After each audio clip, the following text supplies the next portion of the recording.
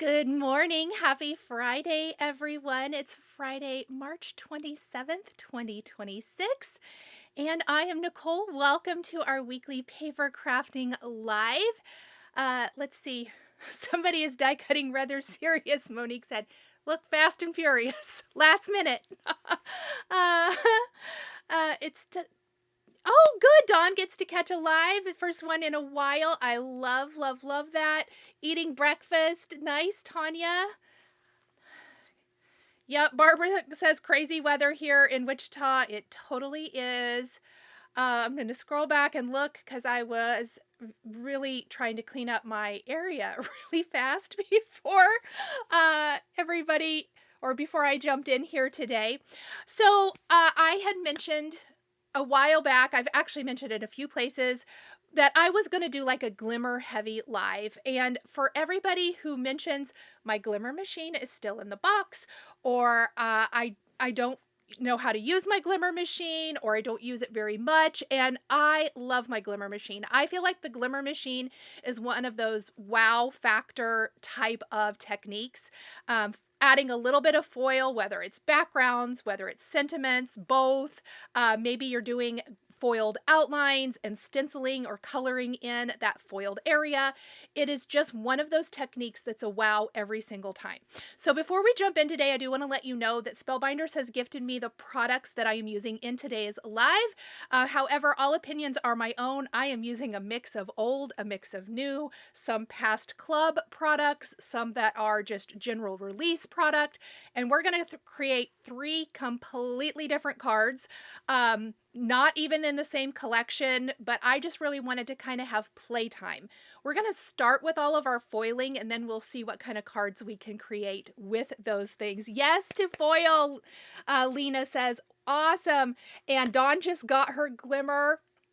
Vicky's is still in the box. Yes, that is exactly what this is for. I hope it kind of takes some of the scary out of it for you and encourages you to try a little bit of foiling.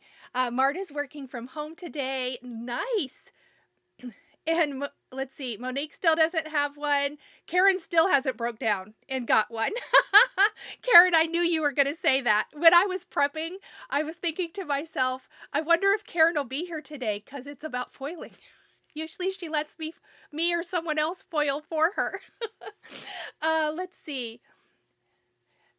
Laura says, I bet if there was a contest for who has the most supplies on their desk, I would win today. Total disaster working on Easter cards. That it happens. I would love that contest. It'd be so funny. Christy's excited. Oh, I'm so glad. And Donna uses her Glimmer so much. I love that, Donna Marie. That's so awesome. Allison's never used it. Okay. Well, we have an assortment. I hope that it just, maybe if you are very proficient with your Glimmer machine, it inspires you or makes you look at some products, and think, oh, that would be super fun. So let's go ahead. I've got my Glimmer machine. It's actually just, the light just went on saying it is nice and warm. So let me pop over here. Let's see. Which one do I want to do? I want to do this. No, I really want to do this. There we go. And let's see. Cordelia wants to learn to use her Glimmer machine. Question, what is the difference between foiling and glimmering? Glimmer is what Spellbinders calls their foiling machine. So there are 2 different, that's a good question. I'm going to come back. Let's just hold up just 1 second, okay? That's a good question. So there is the foiling machines like the Mink, where you put toner printed paper or sentiments. I think I'm not as good with that machine. I have used it, and I've used the pre-printed stuff. You can, if you have I believe a laser printer, you can run those sheets through with the certain kind of foil and it is going to adhere. So that is not the same as this system. So that is one version of that. So companies like Tailored Expressions and Pink and Maine are two that I can think of right off the top of my head who sell those sheets. Oh, and Simon Says Stamp. They have a whole bunch of their sentiments and things. And those are meant to work with that like deco foil. Oh, Gina K too. And you can run it through the Mink system.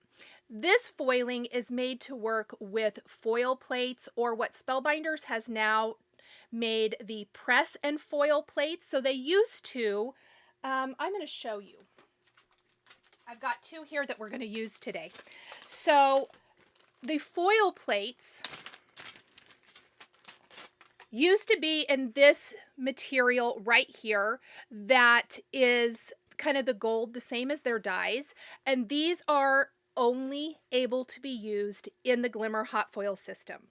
Now, they recently they've had the BetterPress letterpress system for a while, but they kind of have been transitioning a lot of their press plates, or their foiling plates, pardon me, into this silver material, because this particular kind of material works with your inks in the BetterPress for the letterpress system.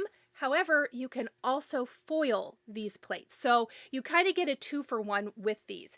So what we're doing today is made to be used with some sort of a plate and your foil, and then you use that with your cardstock and push it through. So now these can be pressed or foiled. And I'm going to foil today, but BetterPress is another wonderful option if you don't do foiling.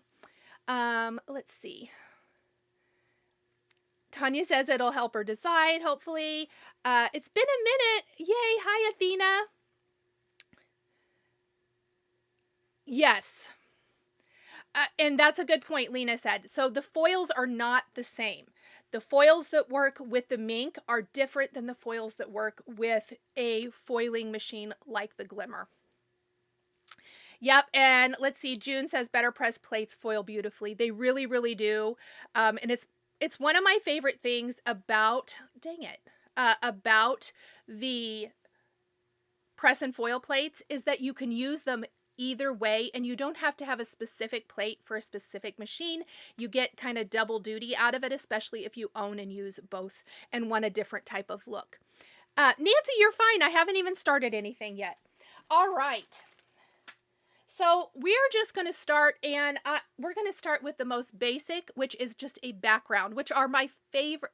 Truth be told, is my favorite way to foil is a background. Well, one of two, or a foiled sentiment, which we're going to do both today, but we're going to do an assortment, and we're going to show a couple of other things as well. So I am going to move my foil machine right here for now, and we are going to foil this awesome press plate from I have all Spellbinders today, but you can use other product. And the first thing we're going to foil is the 100 Acre wood, which obviously works with the classic Pooh collection from Spellbinders. And it looks like this adorable little map. Sharon asks, is there a rule of thumb for using the shims? I'm going to show you. I haven't used a shim in forever. I use the thin shim always, and then I, of course, have my spacer pad. So that's what we're going to do. When you plug in your machine, you turn it on back here. There, the light is kind of glaring. It's on, and now it says that it is ready. So you have to wait till this light is green and solid and ready. And then I always just kind of put whatever I'm going to foil on here. Right now, I'm just going to put it right in the middle, and we're going to foil this entire plate. And I should mention, I kind of am keeping it super simple today with my foil. There's lots and lots of different colors. I'm going to show you my 3 favorite foils. These are the ones I use most. I don't kind of go off and use like blues and some of the others that often. They're really nice to have, and there's always those times it's great. I would say the only one I didn't pull out that I also use quite a bit, silver. I didn't pull out silver today, but I do like silver, especially the matte silver. And I also will use red a lot at Christmas time, but not a ton of the rest of the time.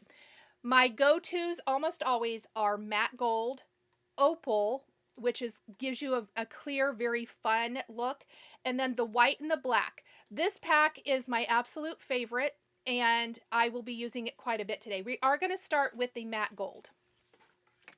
It's Glimmer Enabling Day, Christy said. Yes. Oh no, Sharon, there is a shim for this. But I don't use the shims on the BetterPress either. I just use that just as it is. And I will we'll fit in a BetterPress video at some point too, because I think that would be a really fun video. So this is the shim. Mine looks terrible. This is what happens when you accidentally foil incorrectly, but it doesn't hurt it. You know, it's playtime. So we're going to take a little bit of the matte gold, and I like the regular gold as well, but matte tends to be one of my favorites.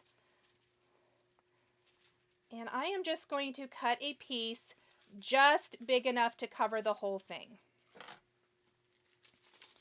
Like this.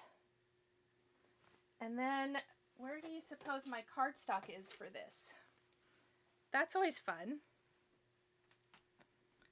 Well, let's just go ahead and trim another one, since I don't know where I put it. That's not it.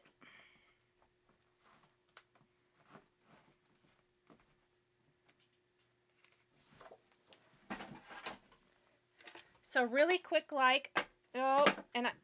if you have your fan on, things sometimes go flying, which is never the good, but my lights make it so hot in here. Okay, so you've got your press plate, you have your foil, and what's super important with your foil, the dull, non-color side is the side that is actually going to foil. So you want to have it with the pretty side next to your press plate.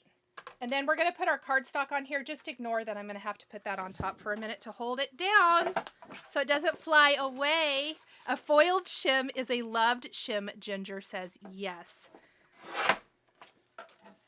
We're going to foil a little alabaster cardstock. I think that the gold looks good on a lot of colors, but we're just going to start with this.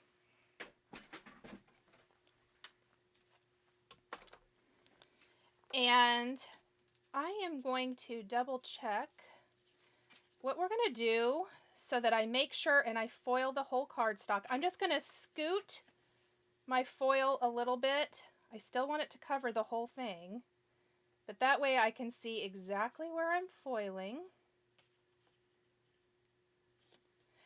I also will often tape it.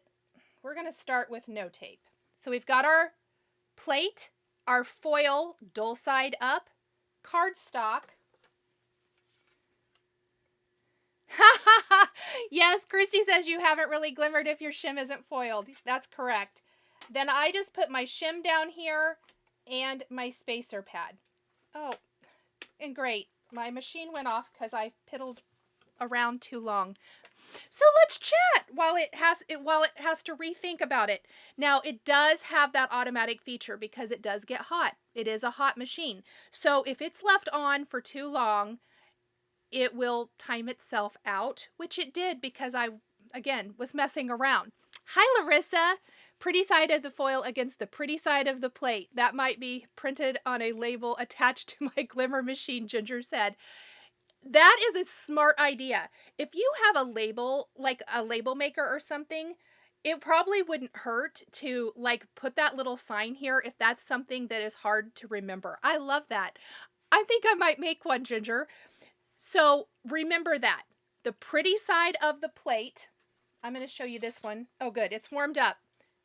I was going to say it's still super hot. We're going to hit the timer, and when this is solid, that is when we can take our carrier out of this and run it through our die cut machine. So what Ginger's saying, pretty side of your plate and the pretty side of the foil are right sides together. And that is a great little tip. If you foiled your shim more times than you can count, make yourself a little reminder note. I love, love, love that. Catherine loves alabaster cardstock. Why doesn't the tape melt, Barbara says. I guess it just doesn't get hot enough. I've never had that happen. Does anybody else had that? I mean, if you would put a wax melt or something on this, I'm sure it would melt, but I've never had the tape melt on me.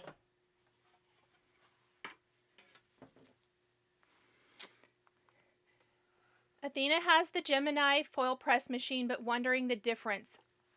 I do not know the difference. If somebody else has both, you can chime in. This is the only one I have. Okay, so our light is solid. We're simply going to pull this out and we're going to switch it over here to our die cut machine and we're going to roll it through. And the pressure of the rollers and the machine is what is going to foil that design onto our cardstock. Linda foiled her plate 3 times. I love it. So here's a fun story. This one actually looks good.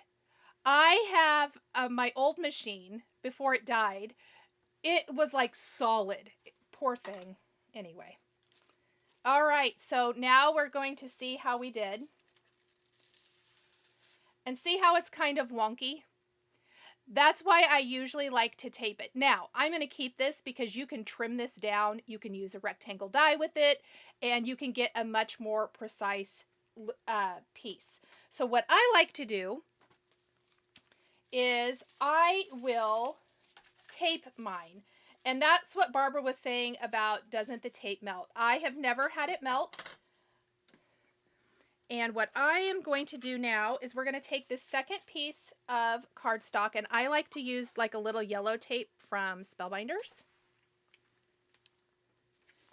And we're simply going to, I'm going to line it up here with the corner. It's going to be a little warm, but that's okay. I would normally do this before it was heated up. We'll just pull it off so it cools off just a little for me to handle.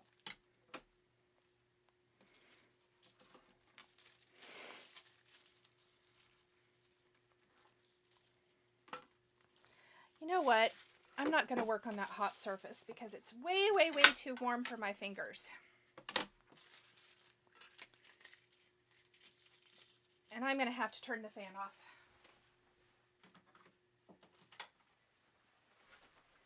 Forgive me if I start sweating everywhere. It's just warm in here.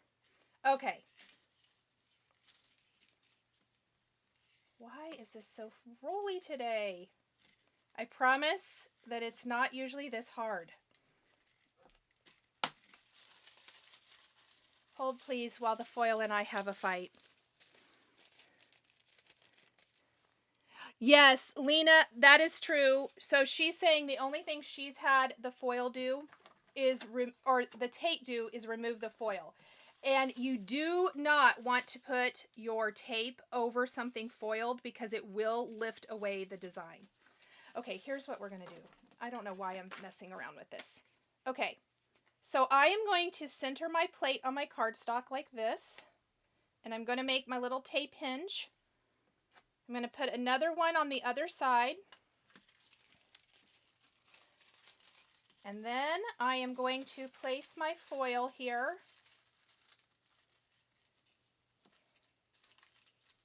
I'm going to get a new piece of foil because that one's making me super mad. Ignore me. We're going to do this before we trim it. We'll use that other one for something else. All right. There we go. And I'm just going to cut it right next to my plate. We don't need tons of extra. All right, so we've got our plate centered now. And I'm going to simply take my tape, and now that is how, if I want it to fit exactly the size of my cardstock background, that is what I will do. I'm going to go ahead and hit my timer button and let that heat up. Now, what I like to do more than fiddling with it is I like to take a rectangle die. Like I would foil this on maybe a half sheet of 8.5 by 11 cardstock. And then I will take my rectangle die and die cut it. So while we're waiting for that to heat up, or another shape, it doesn't have to be a rectangle. I thought I had a rectangle. I do.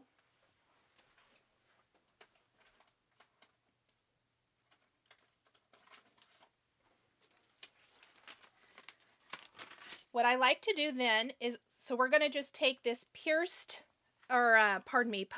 edge rectangle. And this is where, since it's already foiled, you don't want to put your tape down to hold your die in place. What I suggest instead is you line up your die and then place your foil along this edge out where you're going to discard. You don't want to put it here in the center. And then you'll run this through your die cut machine and you will have a perfectly foiled and sized background for your card. So I'm going to run this one through, and then we'll die cut the other one.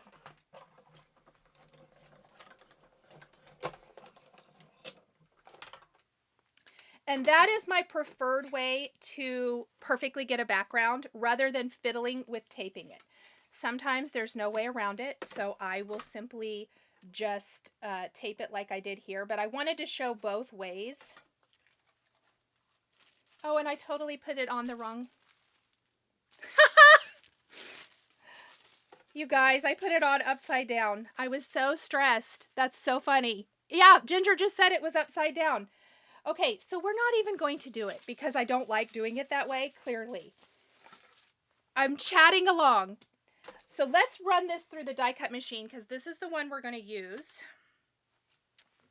And then I want to foil another background and show you. I'll show it to you with a different one. Let's cool this one off. So that is why my plates often have foil or other things on them.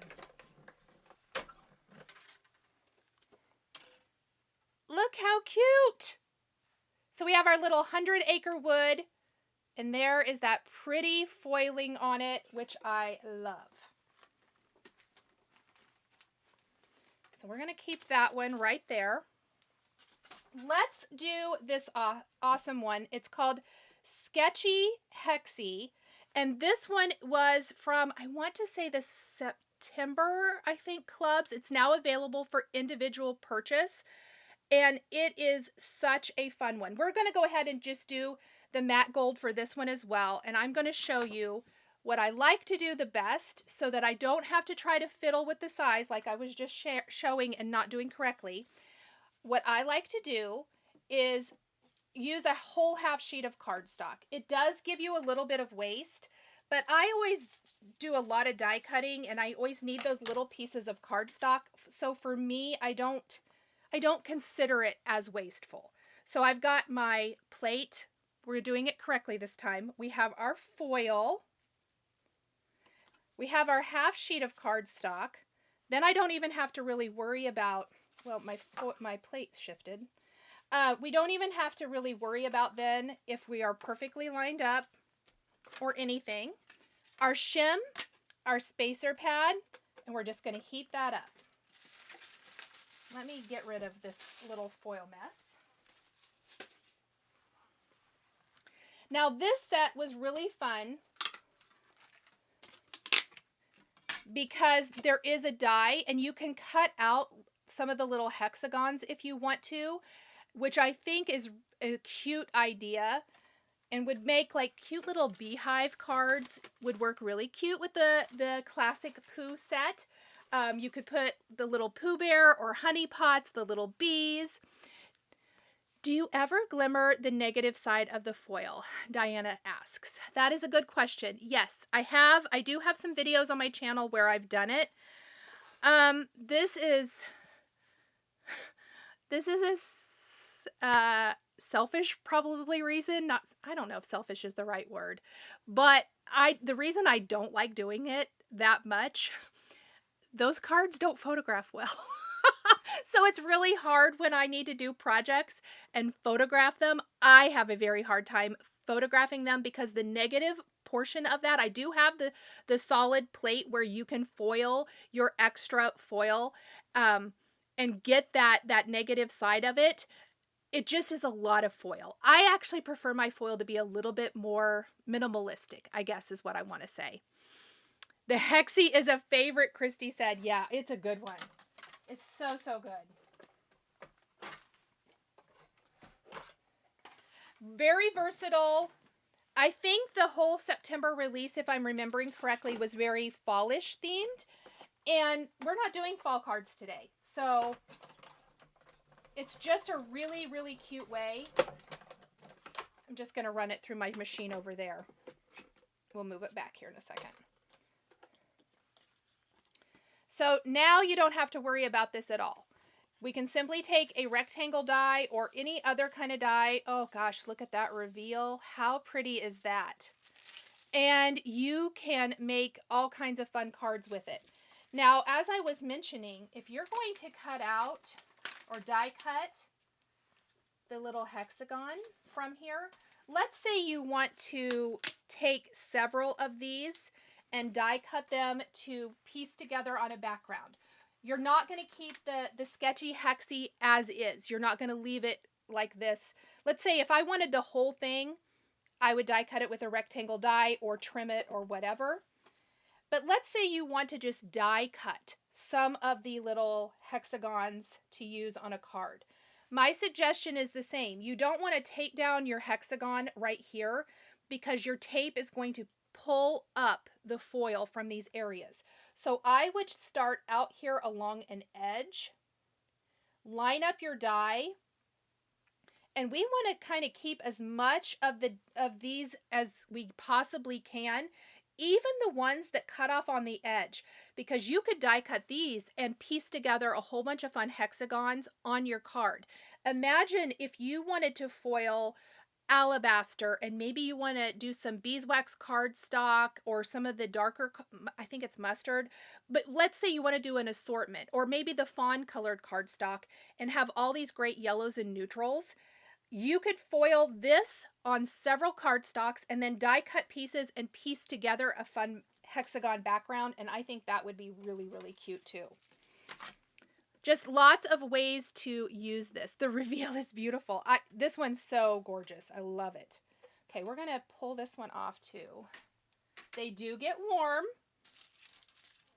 I should have mentioned, and I did not tag this because I have it and never use it.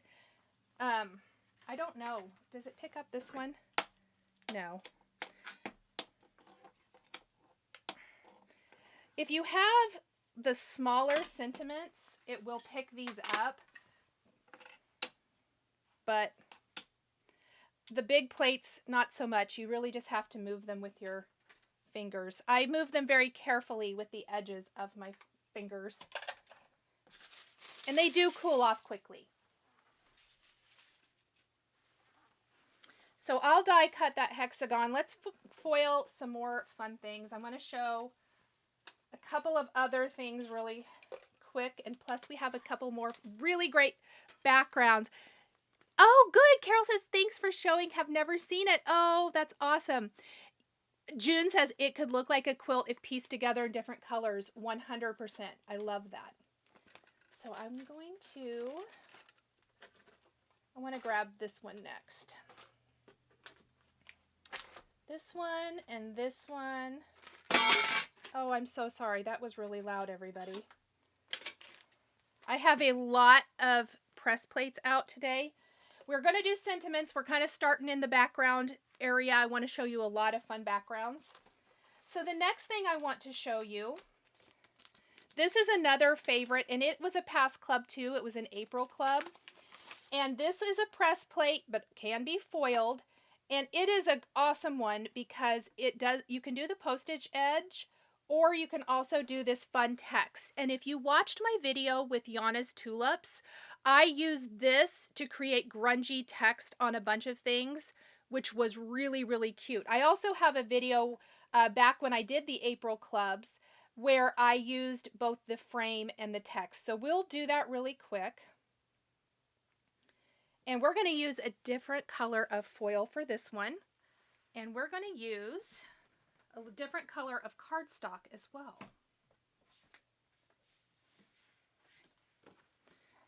So what I'm going to use here is this really pretty, is it Seaside? Yes. Seaside cardstock. And we are going to use my favorite white foil. Oh, Dawn! I'm going to try it. Oh my gosh, best tip ever. Thank you, Dawn. She said the Glassboard Studio glass mats, which, by the way, everybody, if you are looking for Glassboard Studio glass mat, new magnets, whatever, they have tons of amazing product. They are having a spring sale right now, and I usually have a 15% coupon code for you, but it's 20% right now if you shop, I believe, by the 31st of the month, and you use my code Nichol15. I know it says 15, but you can get 20% off. That was an amazing tip.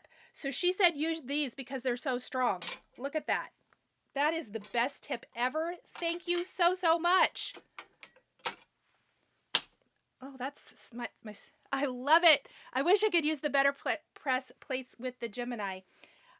Does anybody know if you can use them? I do not know the answer to that. Susie's Mad Hatter late. That's awesome. Okay, so we're actually not going to do this little piece of cardstock. We're going to do a whole half sheet. I don't know what I was thinking. I don't want to mess this one up too. I have just learned that for me, it's worth it to do a whole half sheet. And I guess, did I not prep anything? I thought I had a half sheet. It's probably in my stack of cardstock, I think is probably what happened. I don't want to look for it, so. We'll cut another one. This white foil is my absolute favorite, and I've talked about this a lot. So what we're going to do is we're going to pop this down here. But I love the white. I love the black too, but the white is my fave. We're just going to put it right here. I'm going to use a whole half sheet of cardstock again so I don't have to line it up. And we're going to create a super fun background with this. Oh, Beth says you can't with the Gemini. That's a bummer. Oh, darn. Who makes the Seaside cardstock? All the cardstock I'm using today is from Spellbinders. Great question. The glassboard magnet tip is genius, isn't it? This is what I love about our Friday lives. You guys have, this is like going to be my go-to from now on. My poor magnet is so gross though. I needs cleaned. But that was a great, great tip. Oh, love that. Thank you for sharing. Leah uses the Spellbinders foil and BetterPress plates and other brands of hot foil plates with her Gemini. Oh, Lena says that she can. That I would love to know. Oh, Beth, and Lena's telling Beth that she uses it all the time. Okay, that's a great tip to know. Thank you so much for sharing. All right, let's see how we do with this one.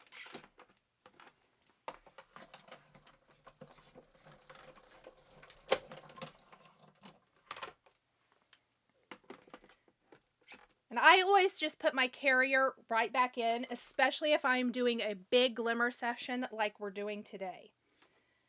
So here is what we just foiled. And we're going to peel it away. Look how fun. Oh, it didn't foil very good down here. Sometimes it doesn't. So for that, I probably wouldn't use it again. Sometimes the white doesn't like these big solid areas, although I'm going to show you where it does. So that one, kind of a fail, except I would just die cut this portion and use that on something. Since I don't, well, I'd get a smaller rectangle. But what I would do is I would just use this. And maybe we could just BetterPress this. But this text on this one is my fave. It's going to depend. Some foils act a little bit better than others, if that makes sense. I could have, if I hadn't pulled it all the way off, excuse me, maybe run it through again, but lining it up is too hard. All right, so this one is the text on this one is a favorite, so I wanted to show that, even though it is technically a BetterPress plate. I'm going to show you now my absolute favorite.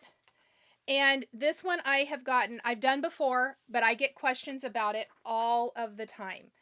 This one is the Luxe Damask.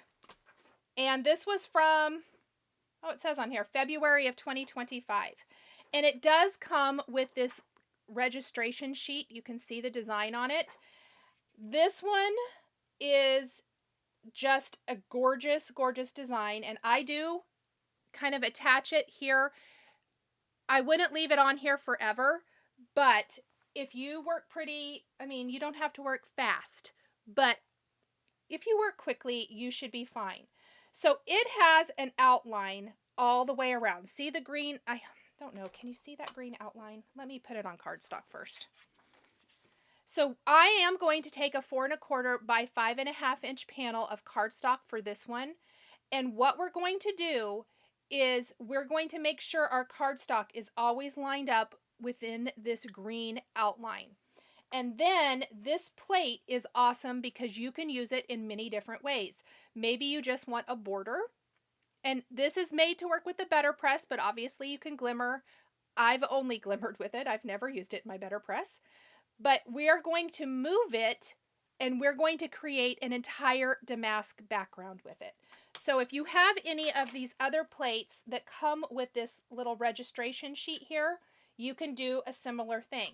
So I'm going to put this down first, and we're going to go ahead and just foil the center portion.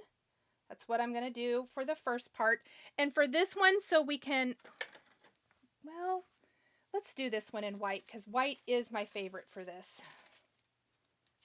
I was going to do opal. We'll do opal in a minute. So I'm going to just get a piece of foil here. And we're going to take our my very, very favorite is white on chiffon. Any color is it's gonna look good, but I love the white on the soft pink.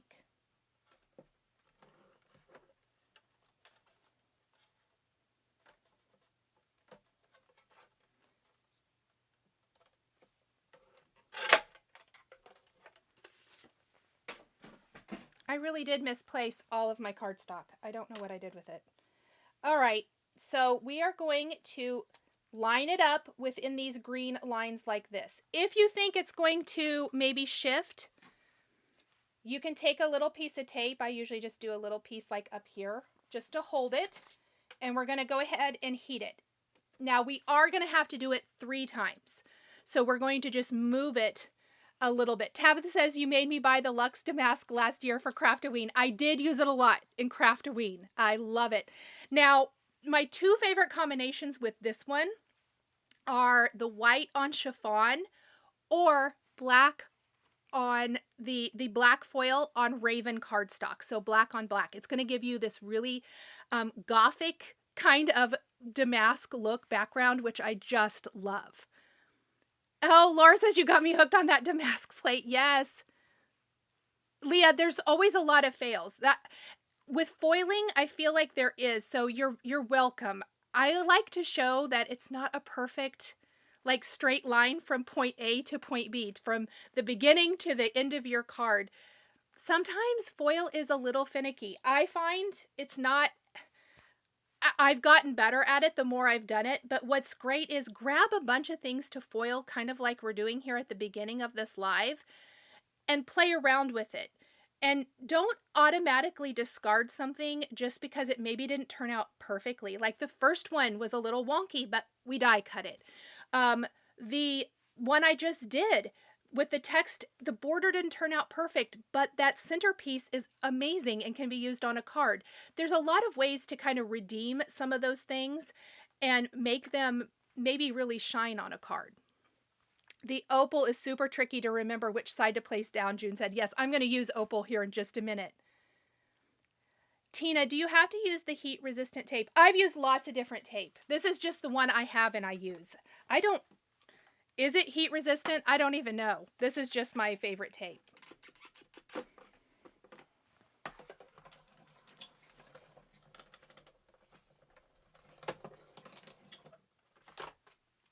So you're going to roll it through, nice even pressure, and then we're going to just pull this up.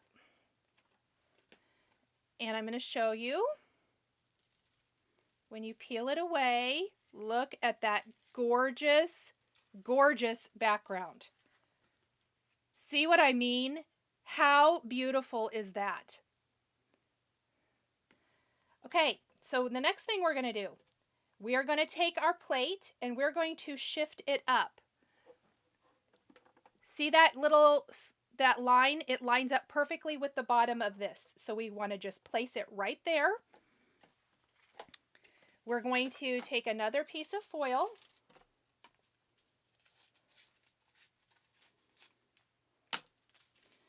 Just like so. I'm going to pop it right here. We're going to take this, and again, we're going to make sure that we are lining it up. I'm going to move my tape. With that green outline all the way around. And then we're going to heat it and run it through.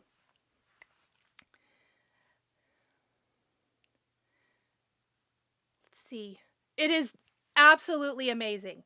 We're going to be putting one of our cards together on this background. So this one better turn out or I'm going to have to redo it. I love a good postage stamp. Anne Marie says yes. And you could, I find this one in particular, if you have one with the little registration sheet, you want to start with that 4 1/4 by 5 1/2, just so that you can line it up each time. If you want to cut this down later with a smaller die, maybe you have an arch or a rectangle or a circle or a heart or whatever, you can totally do that. I hope they do more like this because I love that. Let's say you want to just do the top and the bottom and you want to leave the center open. That would be a great place to foil a sentiment, put a sentiment, some sort of a sentiment strip or a die cut sentiment, and then put some flowers around it. This one really leaves a lot of options for foiling or for BetterPress.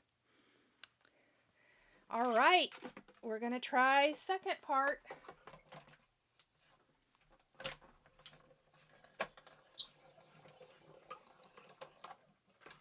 The other tip with your foiling, I'm going to, in fact, let me move everything. I'm going to show you for this third time. Do not go back and forth with your die cut machine. The chance of your plate shifting, if you roll through one way and then try to roll back through the other, it could mess up your foiling. So my suggestion is always to not do that. Just go through one direction. Okay, so here is the second part of this. Oh, look at our panel. And really, if you wanted to, you could leave it just like this, but we're going to foil the whole thing. Okay, so we need to do the bottom of our panel. And this time we're going to use the squiggly blue registration mark right here, and we're going to line up the top of our plate. We don't need near as big a piece of foil for this. It's just a nice skinny little strip to fill in this little area right here. And this is how you get a full background. And let's make sure that I have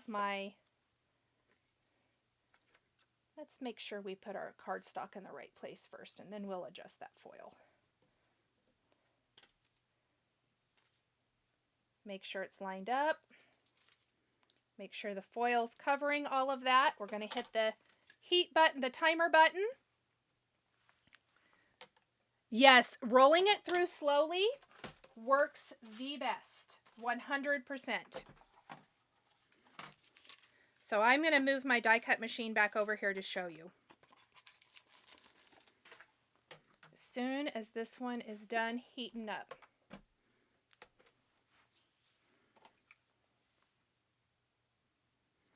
There we go. The yellow Spellbinders tape is heat resistant, Roberta said. I had no idea. Thank you so much for sharing that. I love it. I have used other tapes and not had any trouble, but I just truly love the Spellbinders yellow tape for everything.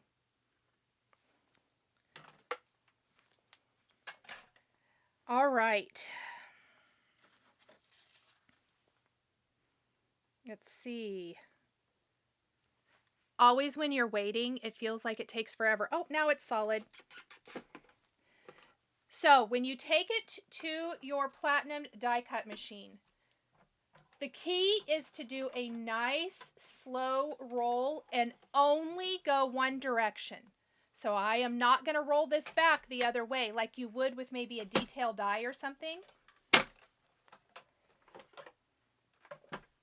I rolled it through nice and slow. And I cannot wait to see this reveal. So there is our background. And look at that. Perfect, beautiful foiled damask backgrounds. It would honestly look great in any color. This just happens to be one of my favorite color combos because I think it's so, so pretty. I really like the subtlety of the white on a very light cardstock. I bet it would look great on Seaside as well. And like I said, I love the black foil on Raven cardstock. It looks very elegant. Okay, so we just want to pop this off now.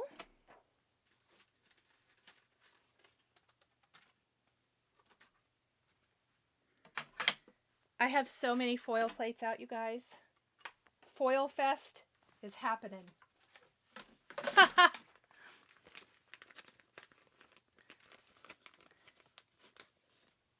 Oh, awesome. Isn't my assistant the best? He is amazing. Getting all those cardstock links because somehow someone didn't do a good job with that. Okay, so here are a couple of our beautiful backgrounds. The other one's over here somewhere. All right. Next thing I want to share. I'm going to put that little piece of tape up there. I've done this one.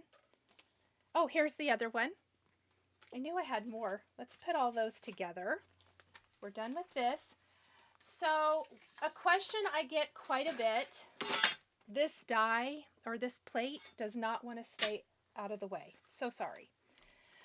Can you foil dies? You can. So not everything is going to foil amazing. And one thing that I foil a lot is those sentiments with the little skinny text in them. If you've watched any of my videos with that, I hardly ever use those dies as dies. I like them foiled better. But my other favorite look is like a beautiful, like little skinny type of frame foiled. And I thought these were really cute. This one is called the Perfect Touch Arches. And we're just going to grab one of these smaller size ones. And we're going to foil this on some cardstock. Now, I'm again going to start with a bigger piece of cardstock. And what we're going to do is foil it on here with a little bit of our gold. So it's basically the same thing. I would just say you need to make sure it's nothing like the solid area, like that postage frame. Sometimes don't like to foil as good, but I like a skinny frame. So I'm showing you guys my favorite. So we're going to use it just like we would a press plate or a foil plate. We're going to put it down. We're going to put the pretty side of the foil next to the die. And we're going to heat that up. And it's going to end up with a pretty gold frame with that little detail around it, which is super cute. Then I like to use that where I would die cut maybe the next size bigger arch and then mat that maybe on a rectangle or something. Lots of fun ways to do that. Who is my assistant today? My oldest son, Brendan. He works for me full time. He does an awesome job. It's saying foil me too. Larissa, you are correct. I did get it out because I thought I would foil it. And you know what? We're going to. In fact, while this is heating up, let's make it happy and maybe it'll stop falling off my stack.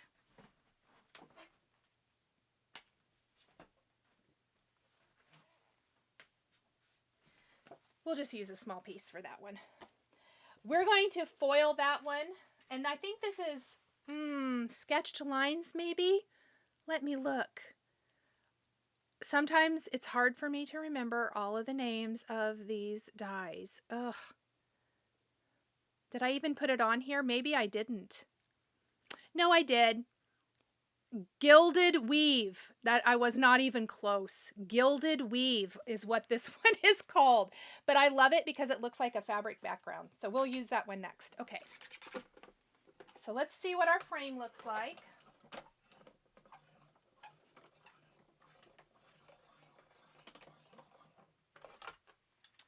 Spellbinders used to have some rectangles that I really loved for this technique, like that were made for this, but I love to use my own.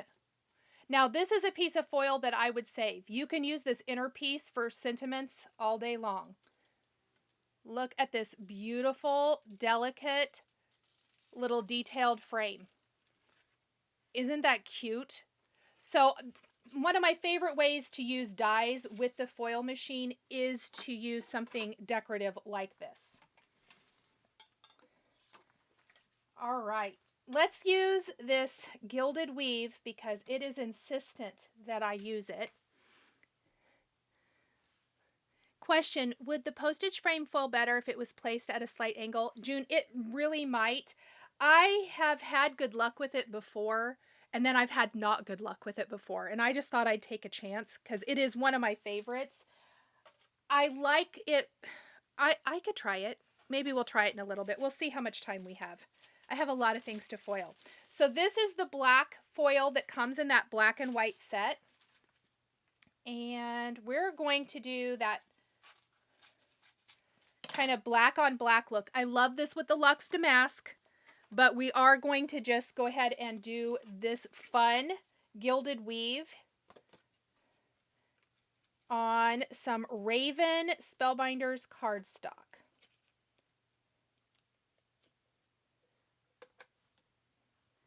Let's grab a little tape. See if we can't keep our cardstock from moving around too much. Let's reuse this one.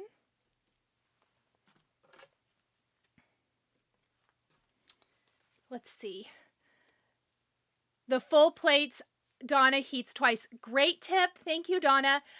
Also, if you have something that is more detailed, I'll do it with this one. So we're heating it now, and then before we take it over to the machine, let's just heat it again. That extra heat may help with a better impression. Looks like a cheesecloth, Roberta says yes. So pretty. Now I have to try foiling the different frames. Frames are so fun because if you want something beautiful and delicate, and maybe, I mean, yes, die cutting is great, but that little foiled edge is so pretty. I don't know what it is about that little foiled edge, but I love it.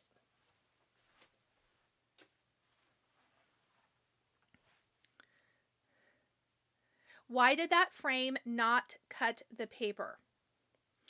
Because you're running it through with the BetterPress system, which is not the same pressure as your cutting plates.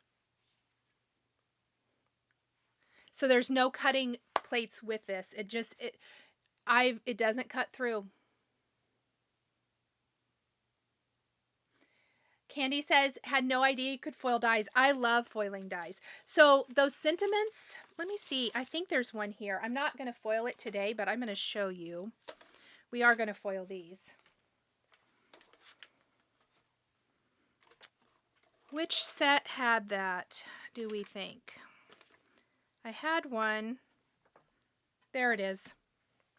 Okay, we're going to do this cute little fish in a bowl card, but this die here is an example, although this isn't like the phrase and then a banner, which is what I prefer, but this is a die. It is not it's not a foil plate, but I like this kind of sentiment foiled. I think it looks really, really nice. We could foil it. Let's see. So what we're going to do,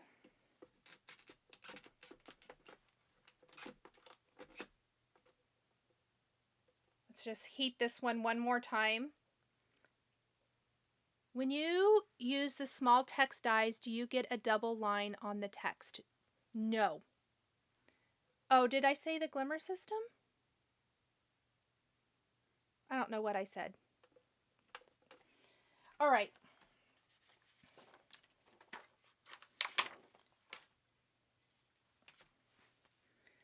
We're going to grab a little scrap of this as well.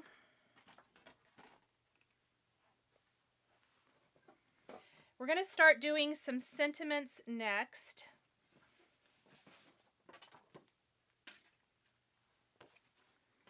So we're just heating up that gilded weave one more time. If you're worried that it's not going to foil well, that is a great tip. June's going to start foiling her dies now. I think you'll love it. It does give such a good look. All right, I'm going to move the ones I've done over here. I have too many things. Who said that they were going to win the Messy Desk Award? I might win it as well. The tip to foil the sentiments, game changer for sure. Oh, Donna, I'm so glad. I love it. Oh, I said BetterPress. Yes, I meant the Glimmer. Thank you. Tina says tomorrow's going to be a full-on foil day. Awesome.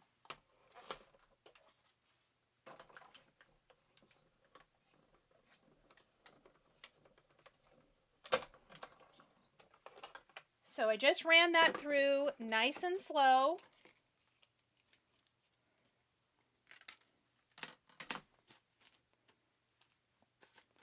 And here is that black on black reveal. Can I see it? And what I love is I love the texture of this. Isn't that so cool? So the Luxe Damask looks amazing. This really looks cool too. And then I would use a die to cut this down a little bit. But I love that. Really fun background. I've got tons of backgrounds for cards now. All right, we're going to move this one. Let's put it back with the rest of its friends.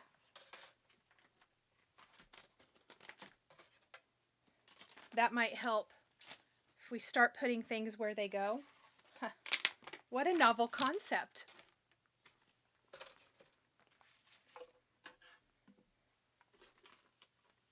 All right. We're going to move that one out of the way. And let's foil some sentiments. So this is another set, and this is going to be for the first card we're going to put together here. And it is a BetterPress press, plate, and die set. However, I'm going to foil it because we can foil our BetterPress plates.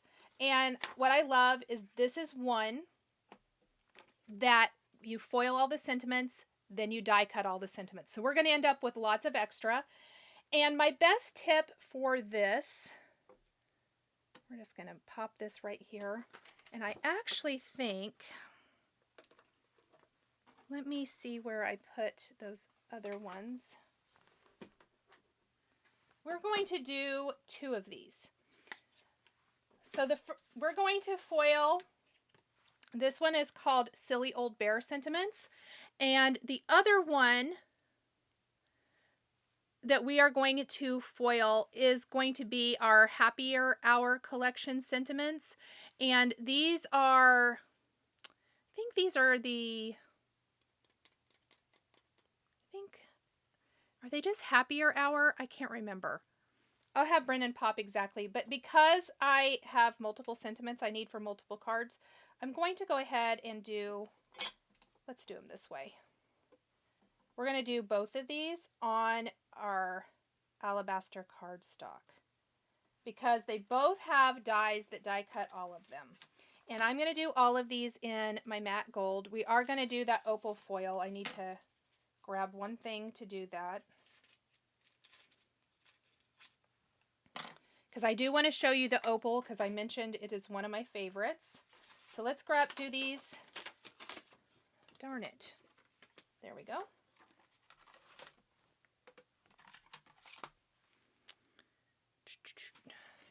All right, I saw that question. Would you please show how slowly you're pressing through the machine? Yes, I sure will.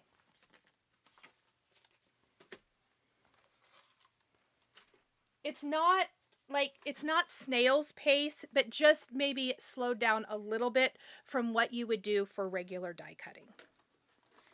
Okay, I feel like, oh yes. I knew I was forgetting a background, and we need this background because we're going to be creating a card with it. So while this is warming up, let's talk about the last background I'm going to foil, I think, today. And that is going to be this Beneath the Bubbles. And we're going to do this on our beautiful windy cardstock. I'm going to cut this down in a little. I think this is enough left for this one. And we're going to do it with the opal foil. And I will show both of these super slow as well. So let me get my die cut machine so I can show that. The real time running it through.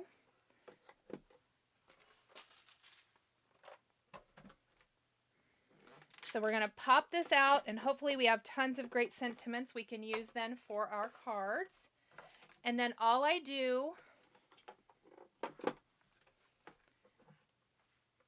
is roll it through, and just kind of a nice, steady, even pressure. Or not pressure, but just movement.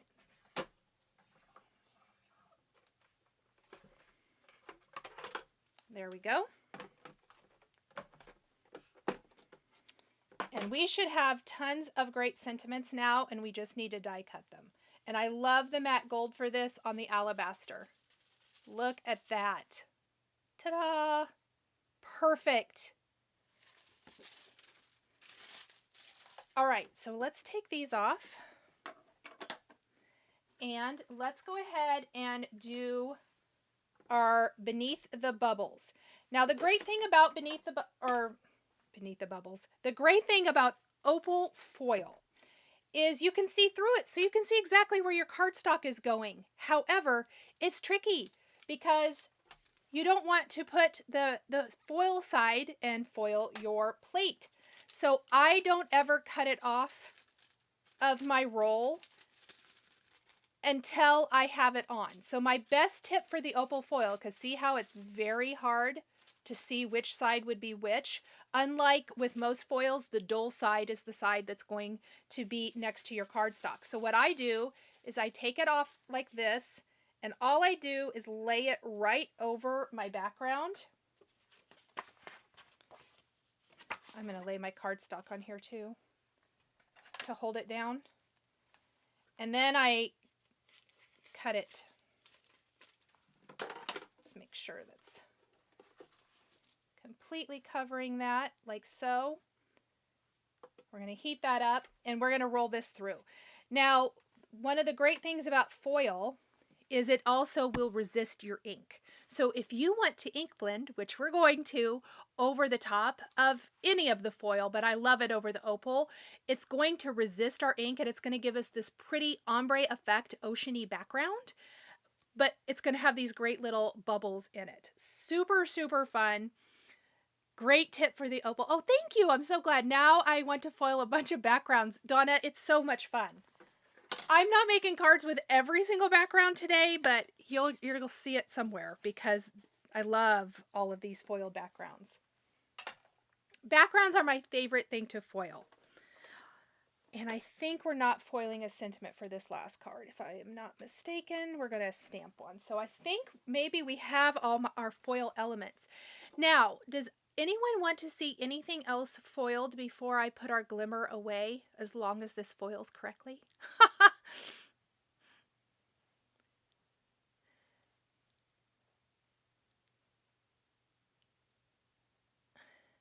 After today, you're going to have a lot of prepped backgrounds and sentiments. Yay, you. I am. Nicole, how big is your glass mat? Do you think you can actually purchase one that's too big? It comes in lots of sizes.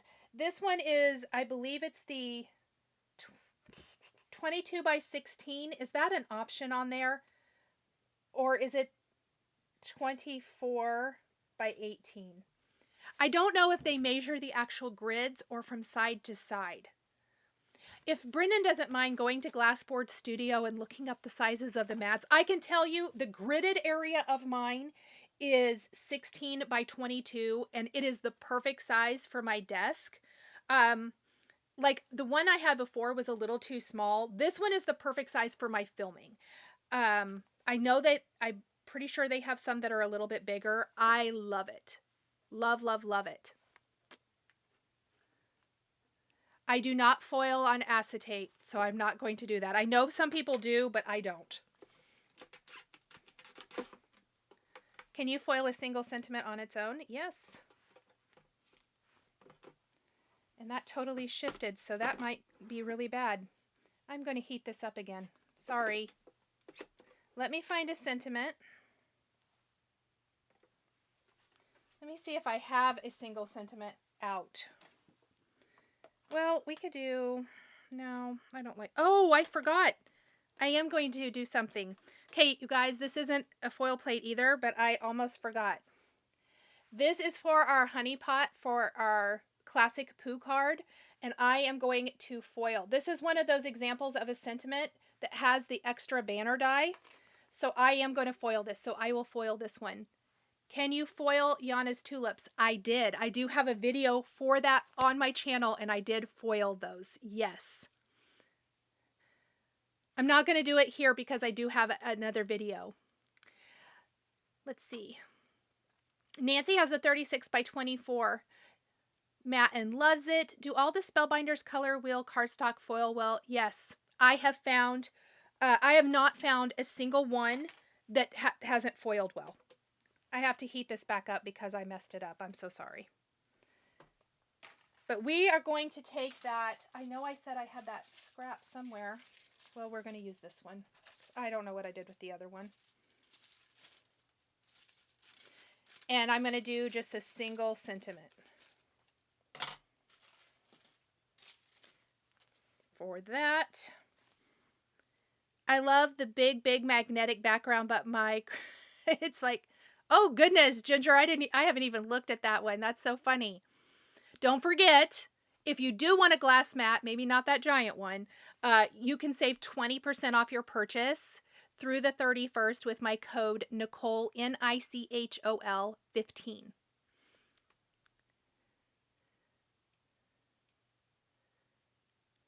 Catherine says she wishes she'd got a bigger one to fill her desk.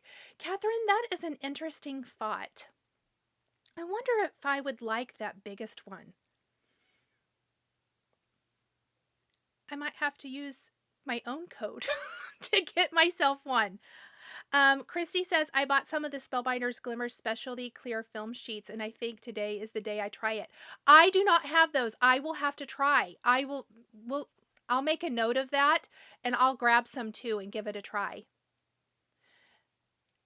Let's see. Does the BetterPress press into the paper when foiled?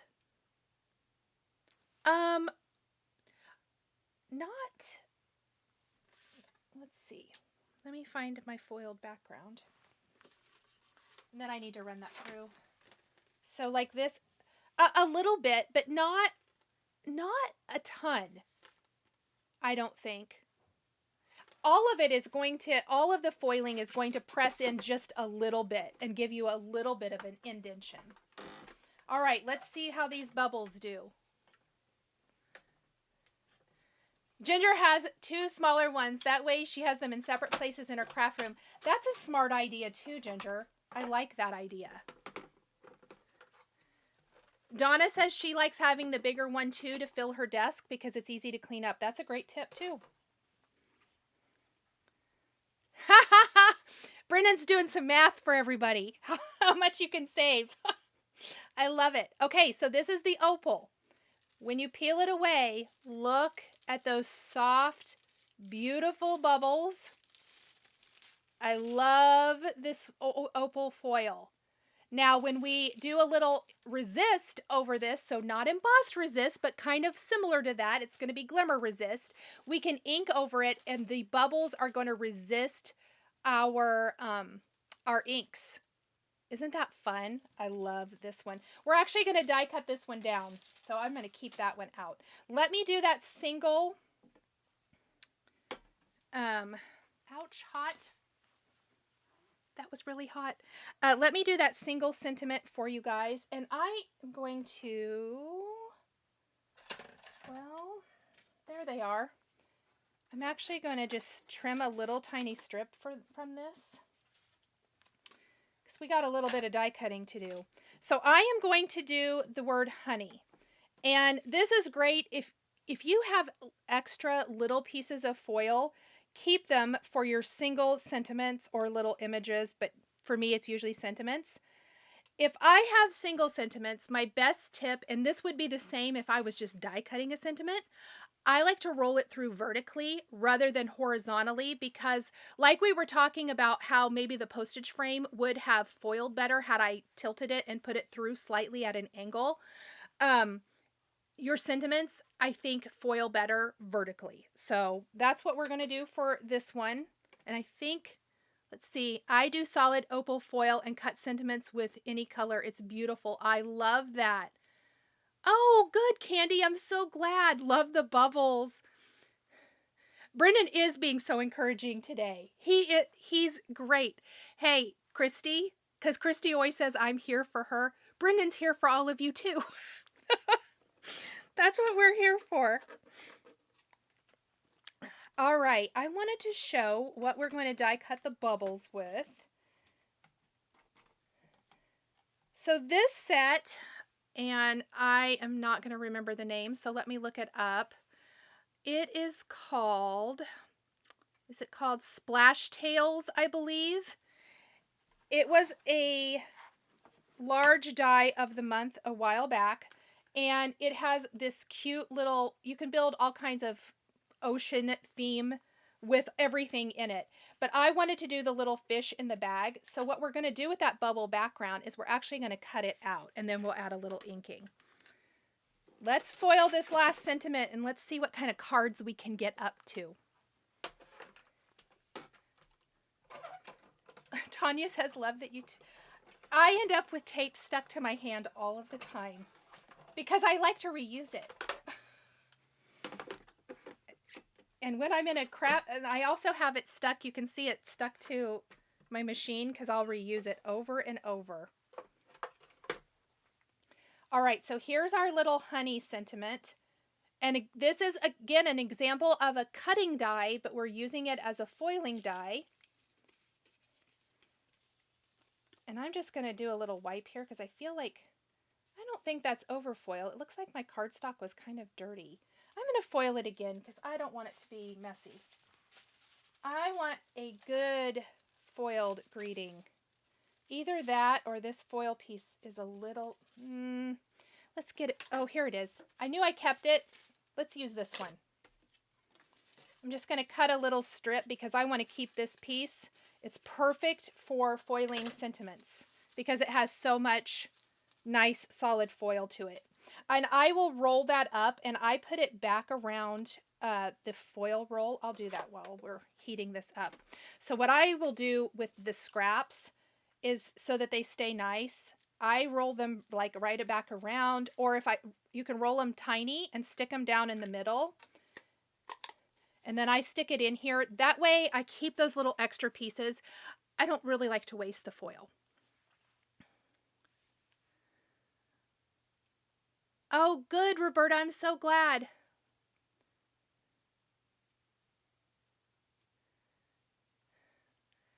Kathleen, hello. She has 2 small glass mats. One is set up with her grip mat for stenciling, and one she uses for ink blending. Kathleen, that is brilliant. Oh my gosh, I kind of want to do that. I love that idea. Because I'm always peeling it up and off of my big mat, but I like the idea of having a small one that your grip mat always is on. Fantastic. Have you ever tried to use scrap foils of different colors onto a solid plate for a quilted look? I have used multiple colors before, but I don't think I've done it exactly like that. It would be worth giving it a try. Bought the Glimmer Machine a couple of years ago, and the influencers were saying it was finicky and that you have to work with it, so I returned it. Oh no! Give it a shot. I love it. I do think, okay, so when it first came out, this is my second machine. My first one was gifted to me from Spellbinders, and I do think it was a little finicky. I loved it, and I've always loved the foiling, but I felt like I really had to foil a lot to get a lot more. I shouldn't say a lot, but I had to try a little harder to get a good impression. And then during, I think it was a Patreon live a couple years ago, my machine died. I had planned a whole thing to foil. It died. I was so mad, so I ended up going to Hobby Lobby and purchasing this one, and it's the newer model, and I have had nothing but great luck with it. So I don't know that I foiled this one in the right place either.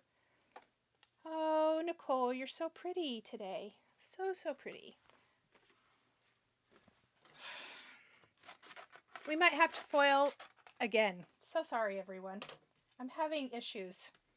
I probably should have used a bigger piece of cardstock is what I should have done.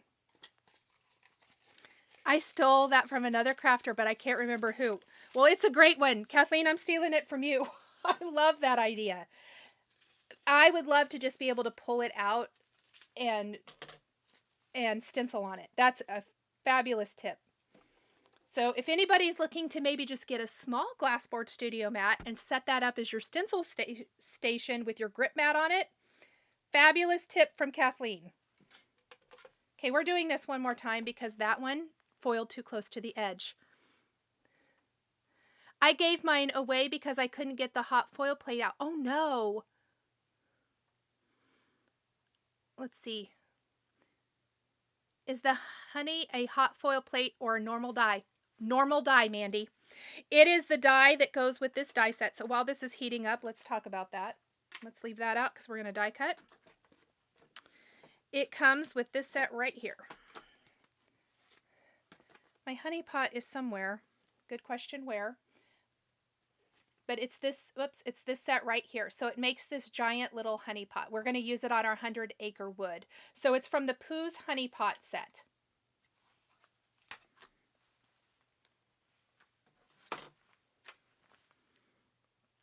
The more you foil, the better results. 100% June.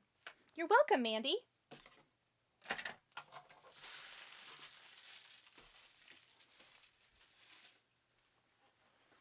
All right. Third time's a charm here with my sentiment. And this is exactly how it goes for me too. I'm trying to use these little scraps of cardstock. Probably would have been better off getting a big piece of cardstock out, but we don't want to do that. And see, I still have plenty of this foil left. So I'll often just kind of do a little roll like this. Glad I had that. And I'll just tuck it down inside. Oh, third time's a charm. Okay, now this one does have a tiny bit of overfoil. And I find if I just take a dry paintbrush, I think we're done foiling. At least we can get it back out if we need to, but I'm going to move this out of the way.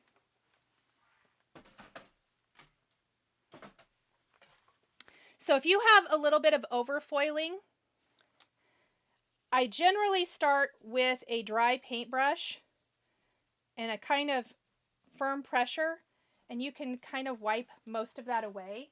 You can also take a sand eraser. I'm going to grab that next. So I like this sand eraser, the mono sand eraser.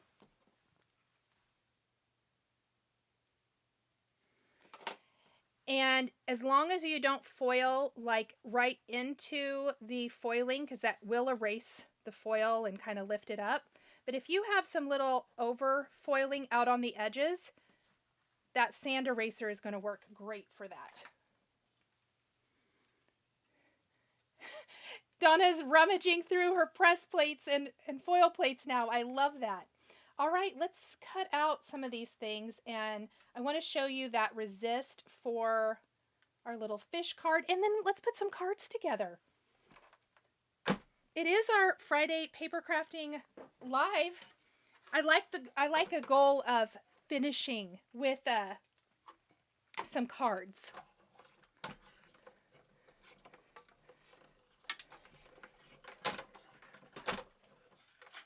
So we got that cute little label now that we can put on our little honey pot, which is fun. Let's put that back so we don't lose it.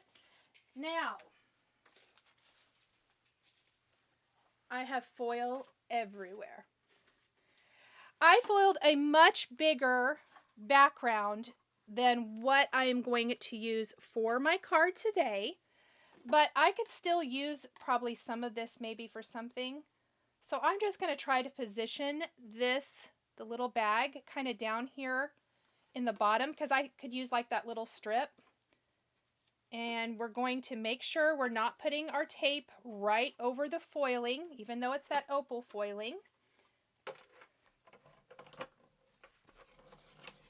And let's make our little fishy bag here for our little goldfish. Oh, Christy just foiled her specialty acetate, and it's beautiful.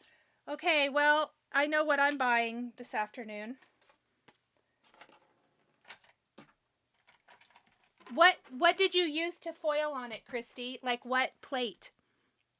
Question, have you foiled other companies' dies besides Spellbinders? Yes. Yes, I have. Okay, so let's go ahead and do this card first. And that die doesn't go with that. It goes with this.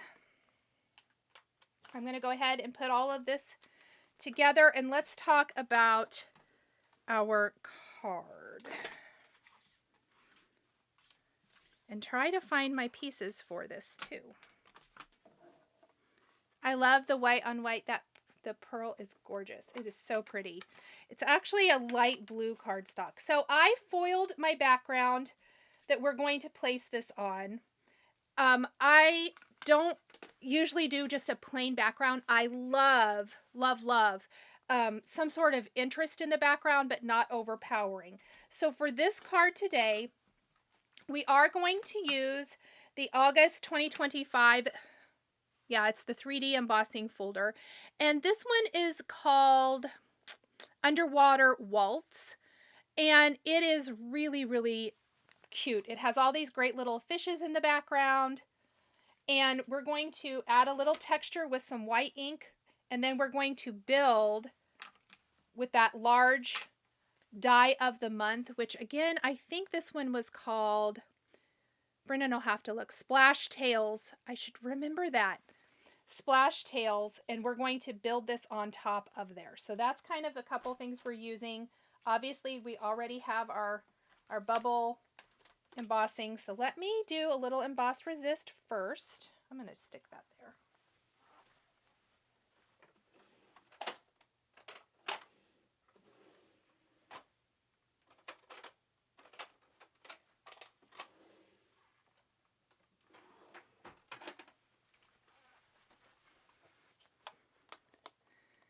Okay, so I've got some, we're going to do our white pigment ink first, and I'm going to just run this over my background. And this is a 4 1/4 by 5 1/2 inch background.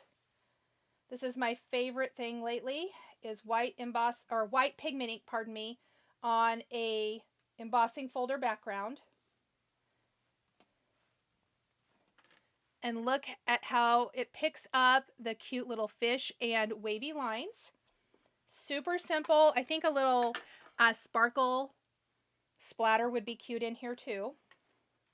And then our resist for our opal foiling for the little fish in the bag. I'm going to start with this marine ink. We want to start kind of light. And I am going to start down here at the bottom. I'm really hoping I do. Whoosh. Hoping I had a dry microfiber cloth here. A paper towel will also work. And I'm going to start, and we're just going to add a little ink right over our foiling. Christy, if I had it planned, I could invite you into the live. But I can't stop now to figure it out. But someday that would be fun. Don't you just want to be on? I want all the stuff you're using today, June said. Oh, thank you. Let's see. I'm going to take a little royal ink now just down here at the bottom. I don't want to completely change the color of the base color, but I want to have that little bit of added inking to it. And then same thing. Oh, I made a smudge. Whoops. We're going to go up here at the top. It's a lot of inking on my glass mat, but it's going to make it nice and subtle on my little fishy bag.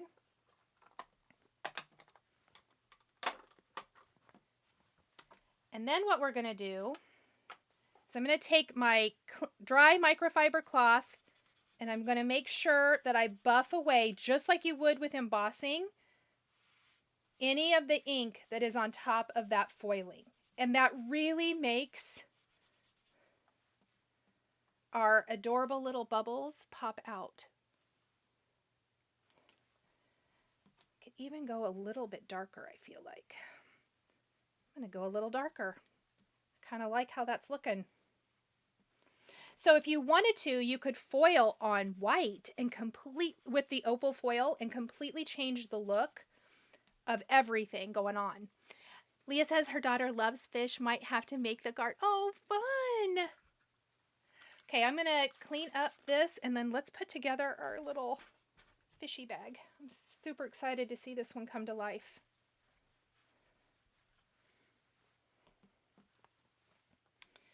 So with this die set, I want to show this.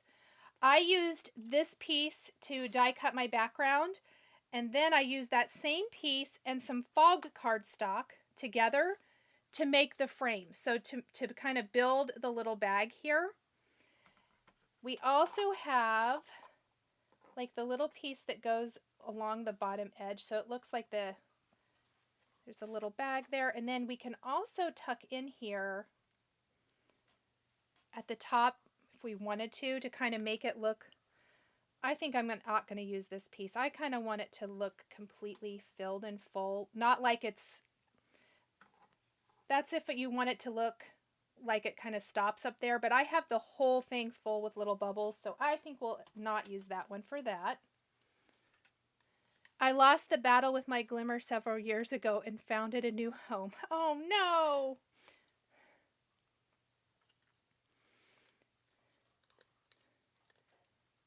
Thank you so much, Lena. I like the subtle interest that foiling adds. So I'm going to glue my frame actually to this little, oh no, I lied. I'm going to glue it to this piece first. I need to put glue all the way around it. Nicole, get with the program. There we go. And we're just going to glue that in place. Like so. And even though the final result for this card I think will be fairly simple, there's a lot of fun things going on. So with just a few simple like techniques, a little foiling, you know, a little bit of inking on an embossed background, it really elevates the card design. There we go. I'm going to put that little piece.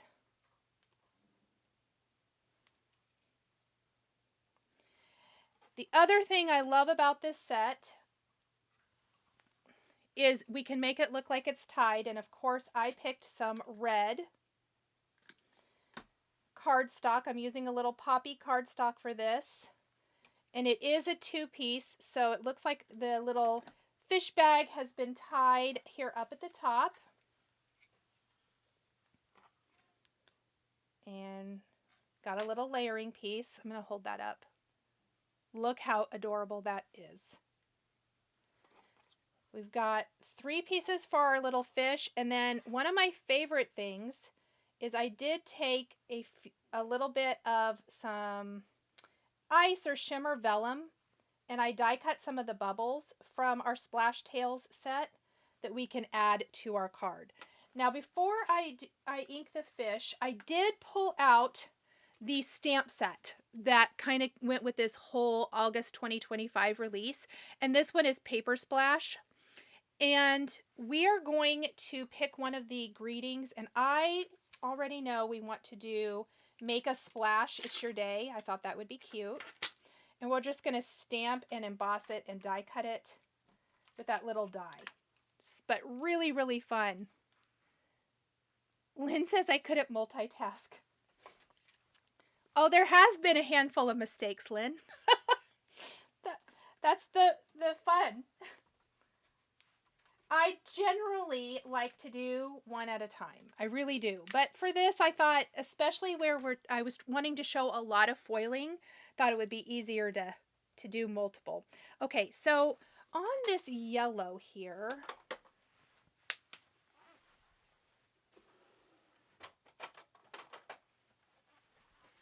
we're going to start with a little honey colored ink. And for our goldfish, it's 3 pieces.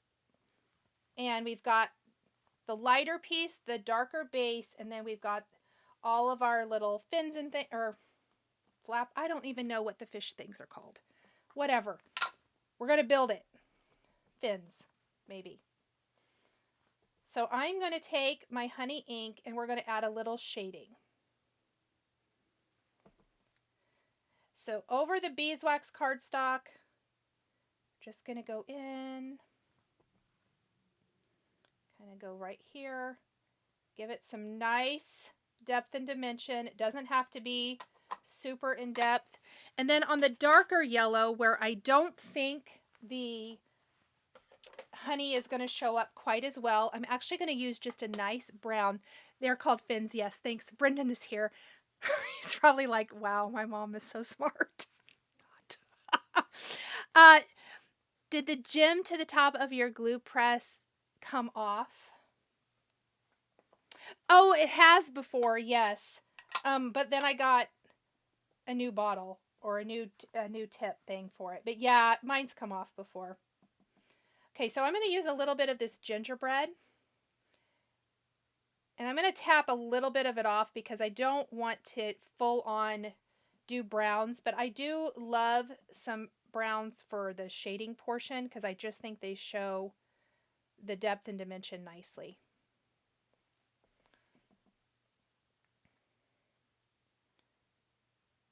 Go over there.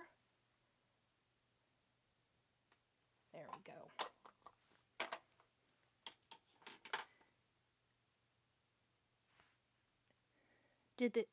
Oh, it is the top, but my top has come off before. So I thought you were asking because maybe your top had come off. Yeah. I have glue. So the last one I had came off. I think I've actually had several.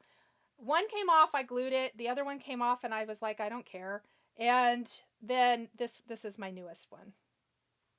So we're going to glue that down. I'm not going to worry about the eye. We're going to use a black gemstone for the eye on our fish. There's a little score mark that tells you right where to put the fin. Hello, Tony. Thanks, Sandy. Thanks, Sandy and Christy both were reminding people to like the video. Thank you.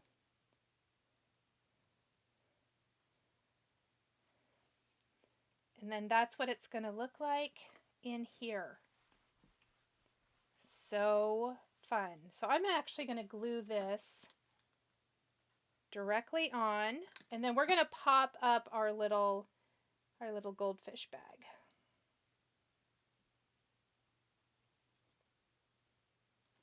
On our card base.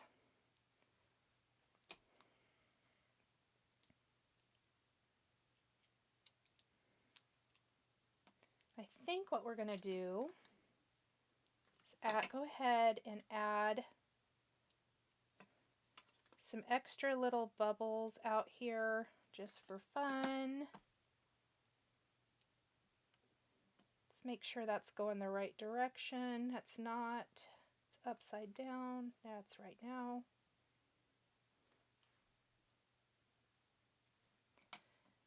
And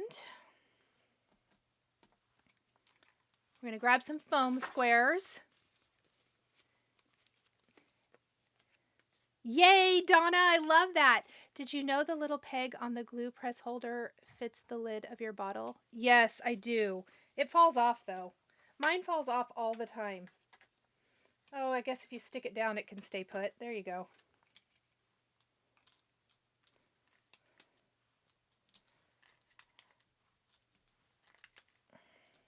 We're going to put a lot of foam squares on here, just for you, Donna. Let me see. Oh, I messed up my chat. There we go. I fixed it.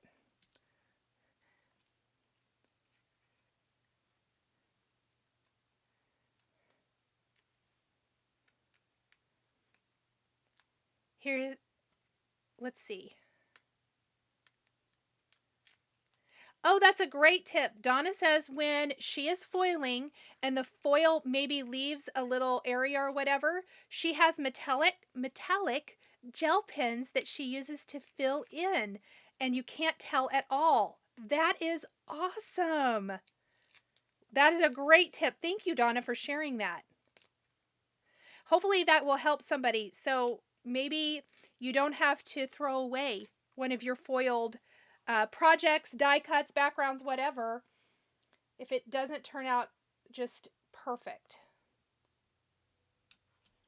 Okay, let's stamp our greeting for this.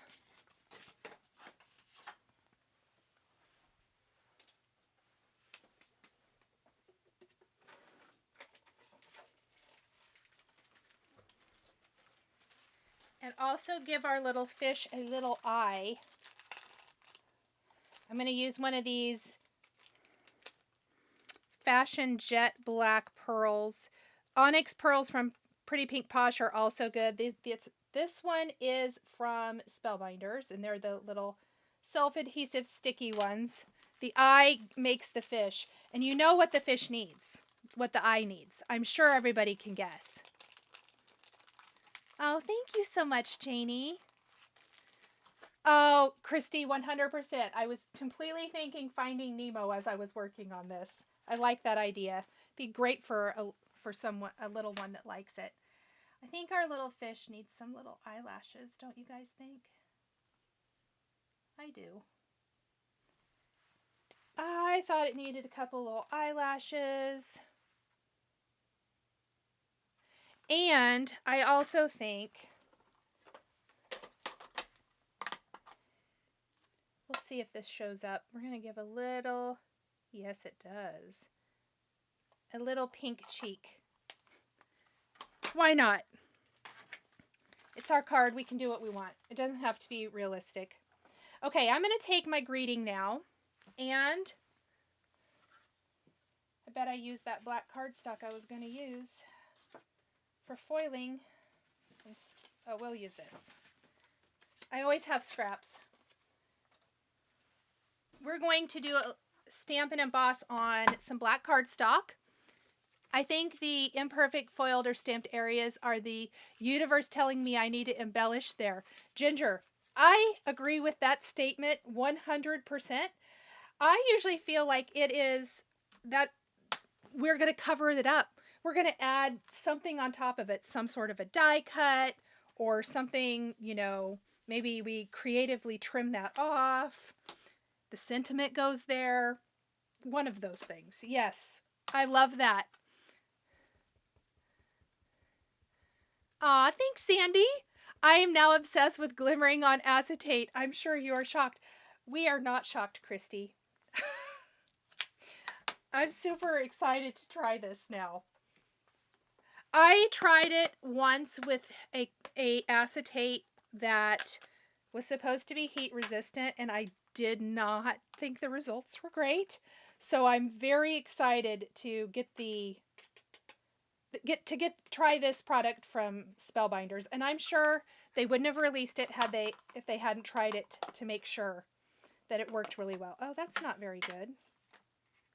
So I cannot wait to try it, because that's like a game changer.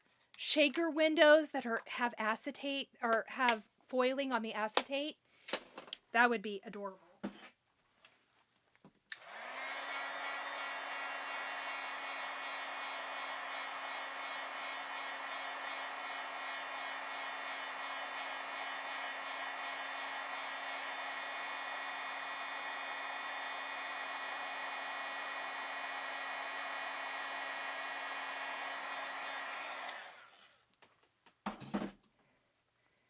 And then we're going to use that little coordinating die. I did try to do foiled sentiments, but I couldn't quite find one that I wanted for this card since we were foiling today. So this is the only one I think that has a stamped sentiment. All the rest are foiled, which we're going to get to here in just a second.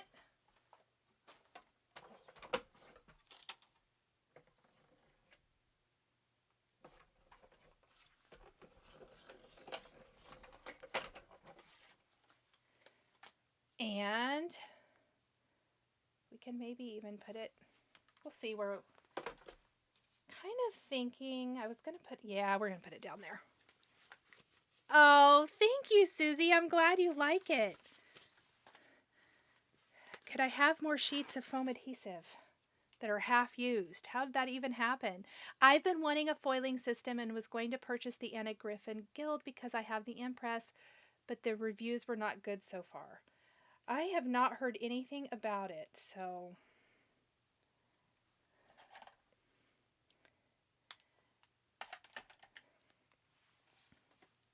coming in late. Hi, Marva. You're good. We just did a lot of foiling first. I'm fairly certain what this card needs are some little red hearts, but I'll add those later. So our foiling on this one is pretty subtle, as it's the bubbles here in the background, and we did in the bag, and we did that little ink resist over the foiling for those. So kind of a little bit lighter. Now, for a little bit heavier foiling card, we foiled a little bit ago. We're going to work on our classic Pooh card. And this one is going to not only have our foiled background, but it's also going to feature a foiled sentiment. And it's pretty simple. You also could do the same embossed foiling. If you wanted to ink the edges, you totally could. But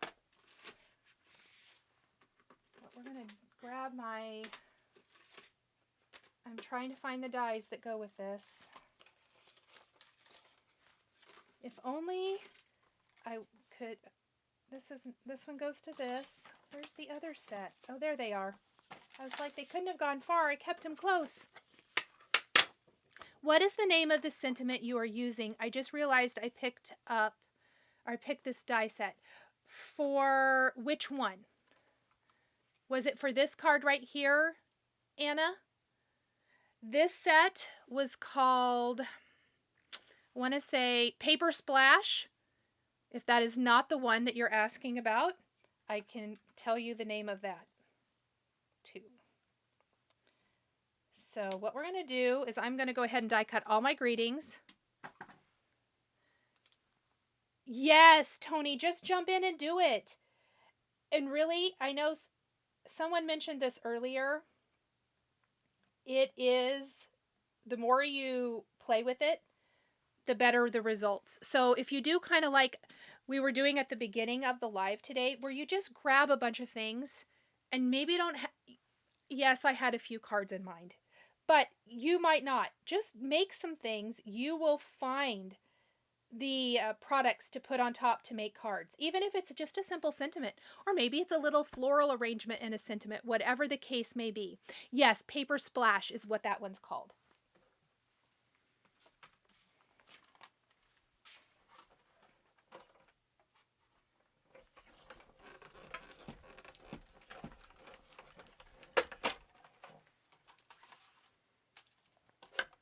All right, we have loads of greetings now. Some are for the last card. Some are for this one. So let me find what we're going to do. I liked You're a Real Friend. I'm pretty sure that was the one. I like Silly Old Bear too. Okay, these go together. What I love about this is you end up with lots of awesome greetings that you can then use for all kinds of cards. Here's my sentiment for Christy. I found someone just like me.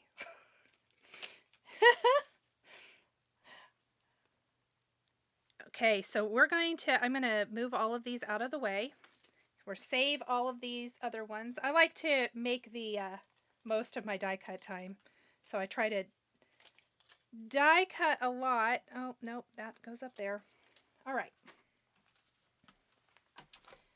What we're going to do for this cute card, we are going to grab out. Yay! Tony says that today's the day of start of her foiling. That makes me so happy. All right, for our card now, I have a couple of sets that we are using. And of course, I have lost the, oh no, I didn't. It's right here, girl. It's right here. So we are going to be using this set here. This is Pooh's Honey Pot. And we're also using this one right here. It's Pooh and Piglet. And what I'm going to do is build like a little honey pot scene on top of our 100 Acre Wood foiled background. And then we can use a cute little sentiment with it. So what I'm going to do first is I die cut a bunch of things that I'm going to have Pooh in the large honey pot here.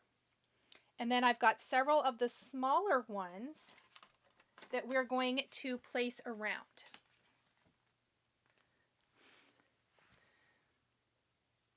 Let's see. Yep, playing with the system is the best way to learn how to use it. I agree.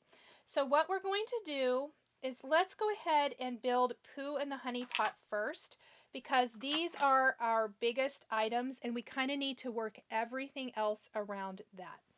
And for that, I am going to start with a little bit of my gingerbread ink. And actually, we're going to start with our honey ink. I lied. And I did die cut Pooh Bear here from Alabaster, and we're going to add our color with the honey ink, because I also want to add a little bit of shading.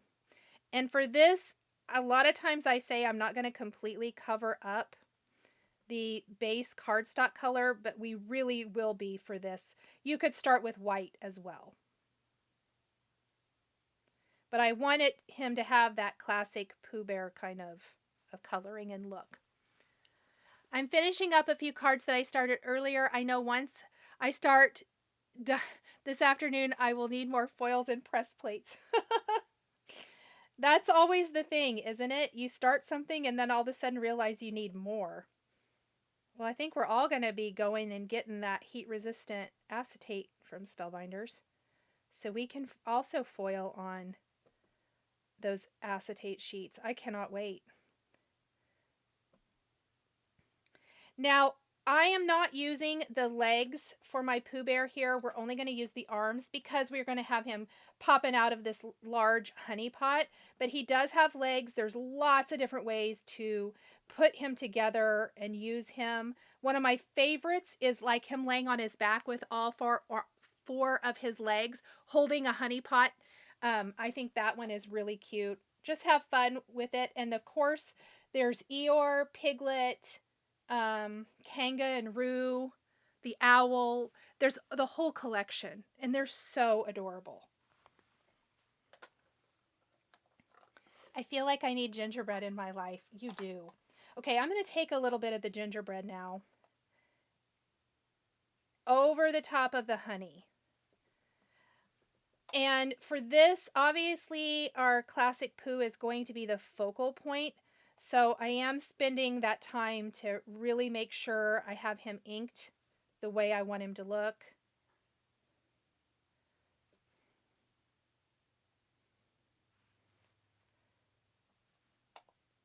So see where we started is this color, this alabaster, and what we're going to end up with is this wonderful, soft honey yellow color, perfect for our little Pooh Bear. And of course, he also needs a little pink to his cheek. So I'll take a little bit of that pastel pink.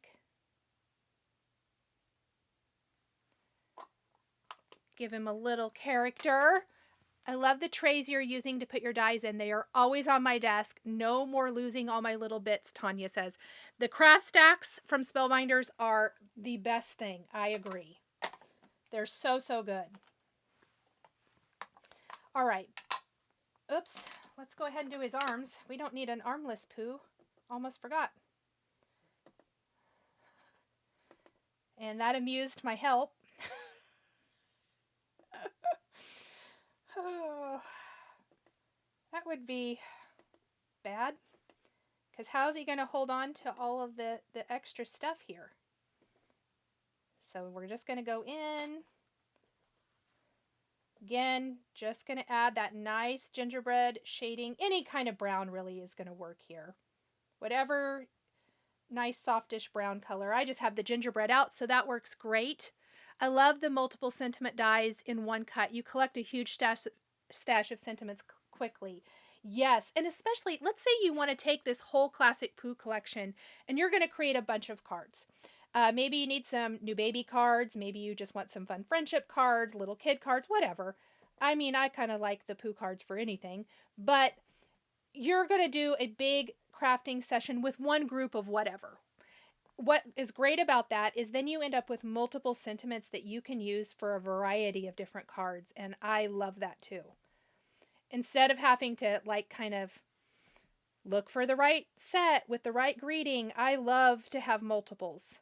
Or I even love keeping my cards without a sentiment, and then when I need to gift one, I have that sentiment right there ready to go. So for the honey pot jar here, I started with fawn cardstock.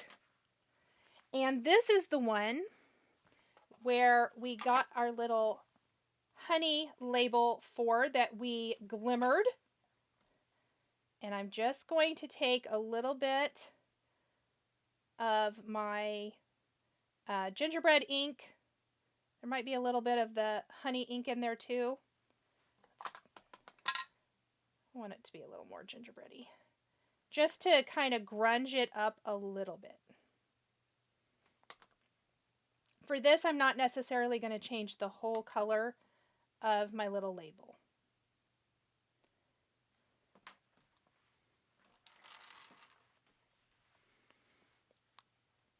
Would you rather use stamp ink to color or the markers? I think the stamp ink is so cute. Do you mean like markers like Olo markers? For shading on my die cuts, generally I like to use ink. I think it's a little quicker. It just depends on what I'm feeling though. Leslie says this Winnie the Pooh set is so cute. It really is. So I have not had a chance to use it yet. I've had a lot of these pieces for a while. Today's crafting session is kind of one that's full of fun things that I even haven't gotten a chance to use yet. I think that needs to go down a little bit. I probably should have done my honey first. There we go. Okay, now we need to... It has all of the details. I did die cut the honey from some beeswax cardstock. And we're just going to deepen and shade it because I think left flat, it does not work with the rest of the elements. So I am going to just go around like that. We're going to glue it in place. Can we ask, are you allowed to say, will you be part of the Spellbinders weekend or this year? Have they not announced? Yes. Let's see. The Olo markers. It really just depends, Anne-Marie. It's kind of whatever I'm feeling at the moment. That's probably not the best answer, but that's my real answer. It kind of depends on what I feel like doing is where I end up on that. I think, let's put this back piece here. Sometimes I think that actually goes around the thing. I lied. Let's put this on here. Okay, that other piece is if you want to put the top on the honey pot, like the little fabric topper, which we're going to do for one of the little ones, which I'm not doing here. So I am going to put this yellow rim, though, around the top because I do want it to look like it's very honey jar-ish. You could do it whatever you want. And then I'm going to glue my drippy honey on top. I love the extended lives. Yay! I'm so glad. Maybe we should ask Brendan what he thinks of extended lives. He's a good sport. I had a lot to share today, and I thought, well, I haven't, everything I'm sharing, yes, I have not actually, other than some of the background foil panels and whatnot, but a lot of the embellishments for our cards today, I've not had a chance to use. And I thought, this is a great opportunity to kind of play with a wide assortment of supplies. Not everything Pooh, not everything, you know, the little fish card, etc. So kind of playing with a wide assortment of things today. Okay, we're going to have this one. There we go. Got his little arms in place. And then back behind his eye, I need to see, though, I'm going to put one of these little black circles. So you could also put a little gem on there if you wanted to. There's another little piece for his nose. And they're going to do that. This makes his face come to life. There we go. And I definitely think it needs to look like he's having a whole bunch of honey. Christy, thank you so much for this super chat. Beth, thank you so much for this super chat. I love that. Oh, Marta, thank you. That's so nice of you to say. I'm glad you guys are enjoying it. It's really fun to kind of just get on here and see what we can get up to. I hope that it encourages you. My hope was that it would encourage you to foil a little bit. All right, so I am going to make it look like, I want it to be kind of like he's going to have himself some honey, right? I think I'm going to put it over a little bit. Have to see how I like it. I think we're going to do it like this. There we go. The inside of his ear, I'm actually just going to use the other little black circle. I'm sure this is to go back behind Piglet's eye, but we're going to just do this. There we go. I say I'm sure. I'm not sure. I shouldn't say that.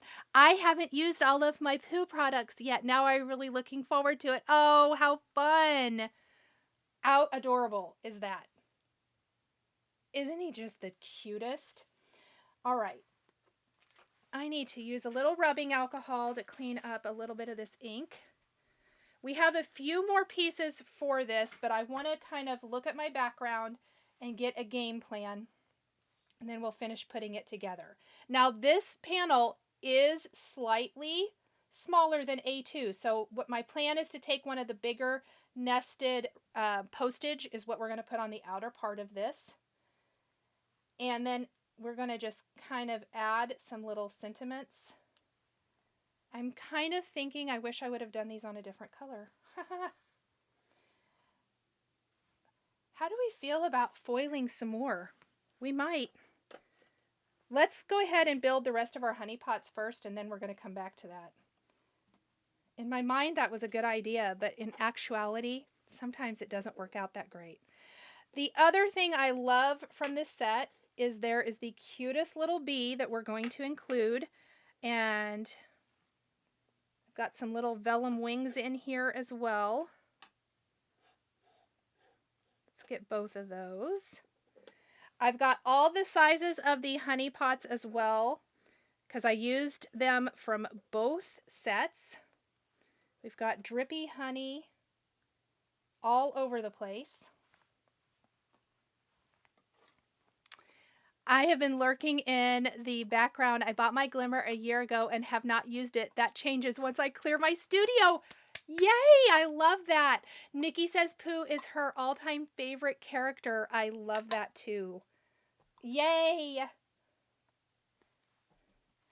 Okay, here's my next question. Has anyone used the Pooh, the classic Pooh dies, the bigger set, the one that you can use it with paper, but you used with felt. It does not come with stitching holes or anything, but you can cut felt with it because it's that nice bigger size. I may or may not, I may have a video coming with that very soon. But I'd like to know if you've used it. It's also been out for a little while. I've kind of been going and using some of my older products. I say old, they're not that old. Yes, everybody's saying you need to get that the Glimmer out and play. So we're going to add a little yellow.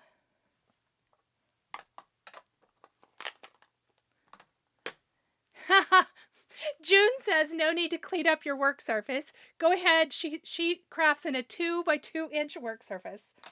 As we do, right? I love that. I'm also going to take a little bit of the marine ink. So for these last little honey pots, one of them I'm going to have like the little topper, the little fabric topper on it. And we're also going to have a little honey sign. Another little honey sign. We have lots of those. But I don't want them to keep them super plain since we've got all the great inking everywhere else. And for the large one here, I'm not going to need the insert or anything because we're just going to put the top on like this.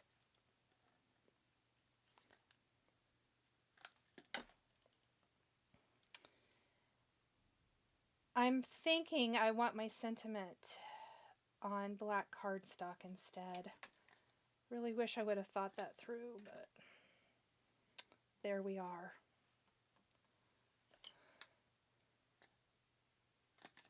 Put the last card together and then we'll reevaluate. Right now my craft space is my lap. That happens, doesn't it? So I'm going to have the honey still spilling out underneath because I love that look. We've got all of our cute little signs and things.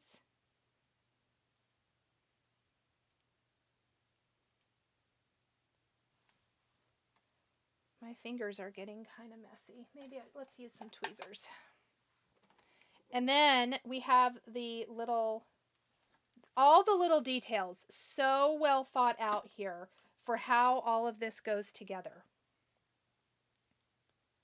So we're just going to do that right there at the top. I'm going to do a little cleanup. There we go. Whoops. Black. You know what, Gail, great suggestion. We're going to try that first. I love, love, love it.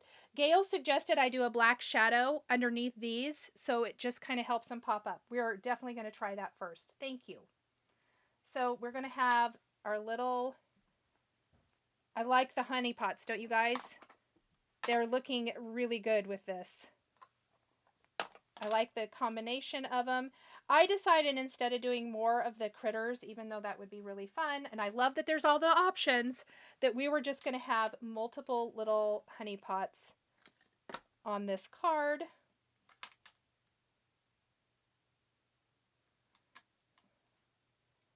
He's gorging himself.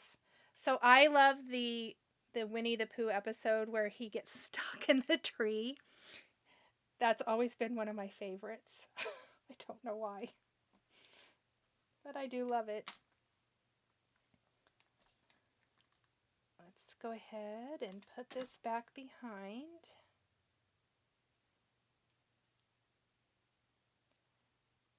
Like so.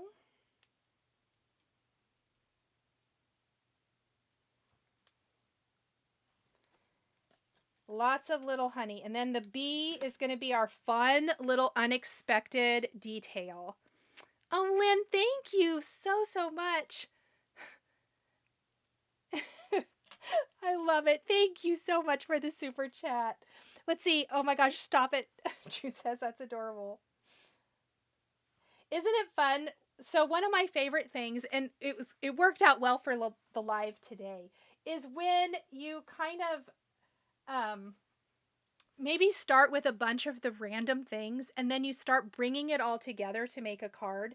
That's one of my favorite things anyway, is just watching it all come together. All of these little parts and pieces. It's my same thing in any craft. You start with all of these random little parts and pieces, and then at the end you have this amazing project. I'll put our little stripies on our bumblebee.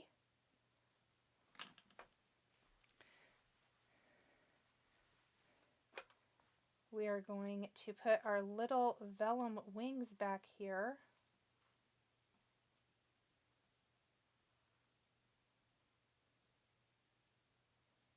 I think it goes this way. I don't really know which way this goes. Why am I having trouble with the little wings? Okay, we're going to look at the sheet. Remember how I said I haven't done this one before?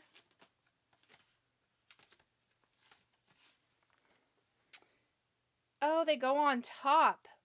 That's why I didn't realize that. Okay, we can do that. Glad I looked. I was trying to make it hard.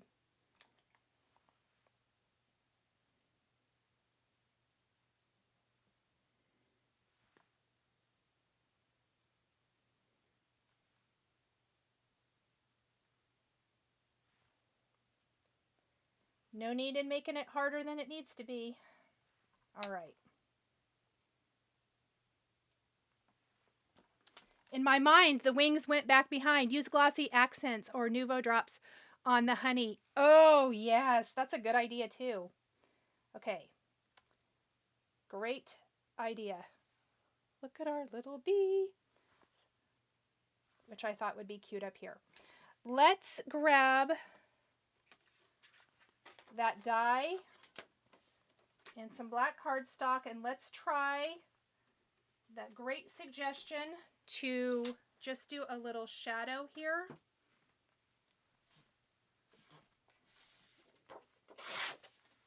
Don't judge, I just ripped my cardstock to make this faster.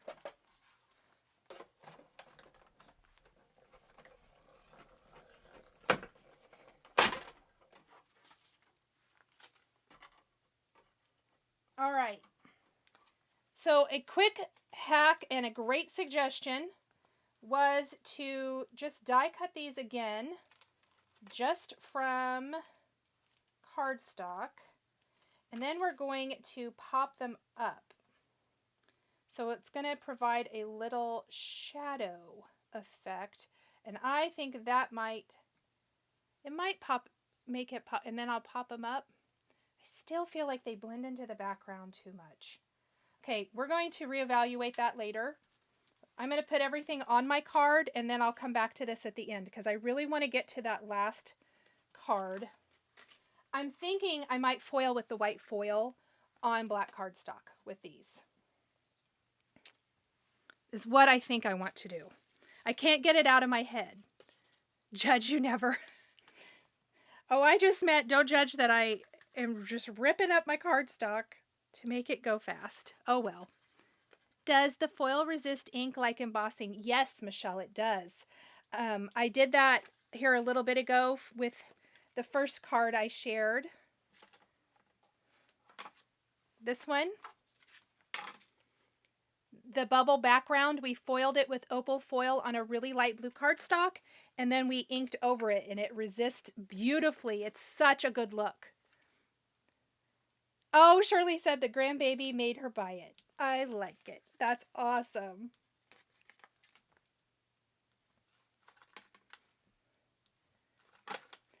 And we're going to use lots of foam again, because why not?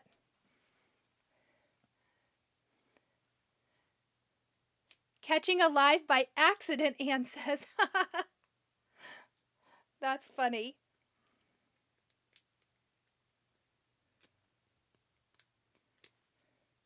I had a lot to share and show today. Show and share. Isn't that what, I think that's what they used to call show and tell when my kids were little. Like when I was little, it was show and tell. And then I think it was show and share. Maybe he'll chime in and tell me what it was called.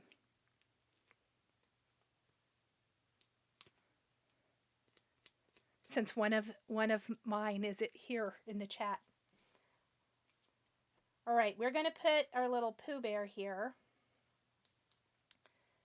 And then we're going to pop up our show and tell. Oh, it was still show and tell, he said. I feel maybe it was Ethan then, Brendan. Yep, he just said the same thing. That's funny. Craft, you thought I win? I do love my foam squares. I do love them. Clearly.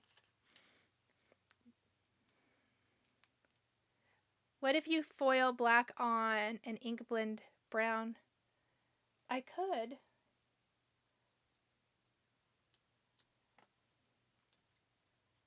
I thought I wanted this one tipped over on this. I still do think I want it slightly tipping. And then we're going to do, I need these tweezers. We're going to put our little bee up here, and then we've left a little space for our sentiments.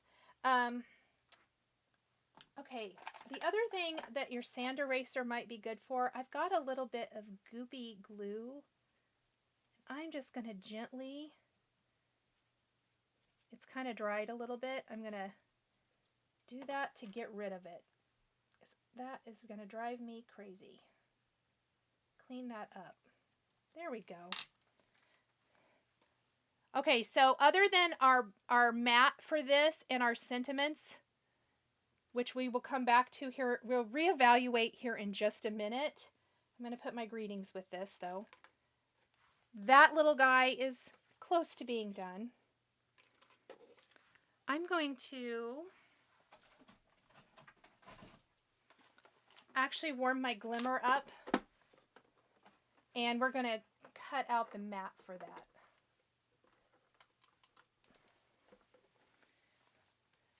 I don't want to leave this one until we have it finished. But now I have to find my frame.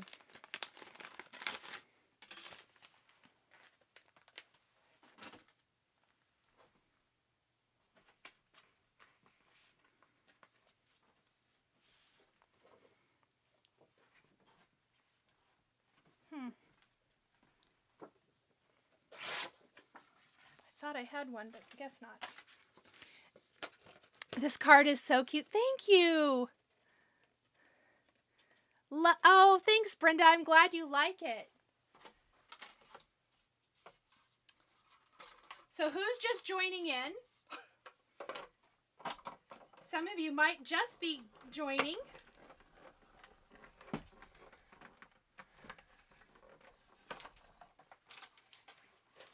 And I think for this one, I want that bold black frame because it's going to tie in And it's going to showcase all of that really cute. The other thing I could do is foil on blue cardstock, but I think I want to do black. Seeing my black sentiments here, I think that that's going to look really nice. Now I just have to decide if I want to do white or gold. Any votes? Oh, thank you so much, Anita. I appreciate that. Yay for just getting here. Okay, what is our vote? So I feel like I foiled this thinking I was going to love it, and I don't. Or I don't love my greetings because I just feel like this background is pretty busy. The 100 Acre Wood foiled background is busy. So I'm thinking I'm going to foil, well, I am going to foil on black. I'm trying to decide, should we do white or should we do matte gold and keep it the gold on gold? You guys let me know. And gold, black, words are hard. The black is really showy, I think, for this because it really makes the colors stand out nicely. White, gold, gold, gold. I know, I think the votes are going to be for gold. I'm thinking gold now too, because it's going to look really nice, but I think it's going to give us enough of that definition that it's going to be much easier to read. All right. Oh, here's my cardstock. I knew I put it somewhere close, somewhere nice and safe.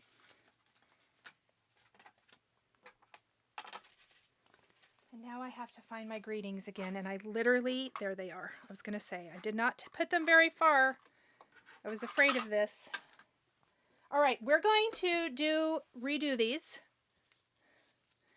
The black on gold would be perfect. That's what we're doing. We are going to get another piece of our matte gold foil. So at the beginning of the video, if you're just joining, we did tons of foiling, and then we're putting together multiple cards.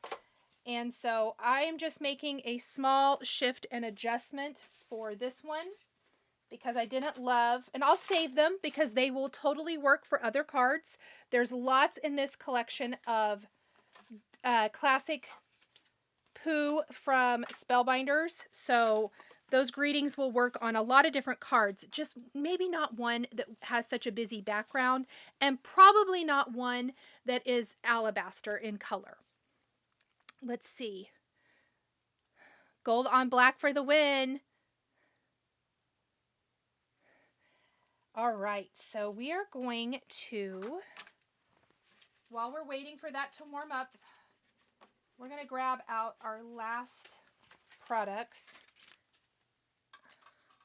for this. And that is going to be, let's move all of this. We're done with that. We've made our fish card. Let's not lose our dies. I'm looking for the background that we foiled earlier. And I'm also, oh, there it is.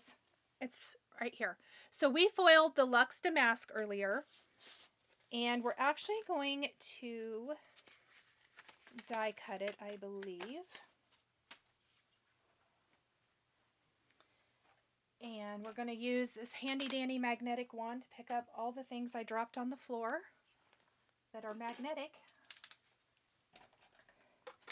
But I think we want to cut this down. So for our last card, while we're warming it up, and we're going to finish up our Pooh card, or Winnie the Pooh, I guess, classic Pooh, we're going to talk about the ice cream sundae card that we're going to make. So I've got some ice cream little sundae pieces here. I have my die set, and this piece is part of a collection that is called Happier Hour. And this one in particular is going to be, what do they call this one? I will tell you what this one is called. Fountain Wishes. There we go. And obviously, like little soda fountain. There's a great little margarita set one. There's great sentiments, I think, for like wedding themed cards as well. Lots of great things. Yeah, it's on. And we're going to put our cute little soda drink on this Luxe background. I think it'll be really cute. So it's almost ready to roll through here. Oh, Anna, thank you so much. The black postage stamp backing makes the whole card. Thank you so much, Anne Marie. I'm glad you guys love it. It's really, really fun products. Like I said, a lot of these I have not had a chance to use, so they're kind of new to me too. While not everything is brand new out, it's been, out for maybe a few months or something. I just think they're adorable.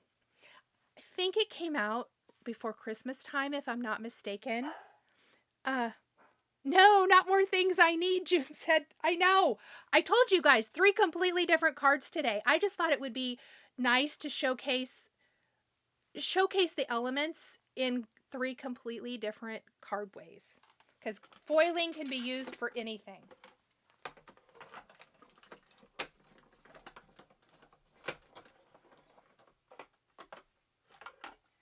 All right. It's the moment of truth. Is the gold foil going to be amazing on this or what? We know it's going to be amazing. It's going to look so good. Oh, it looks so good. This is going to make the whole card, you guys. Thank you for allowing me to redo that.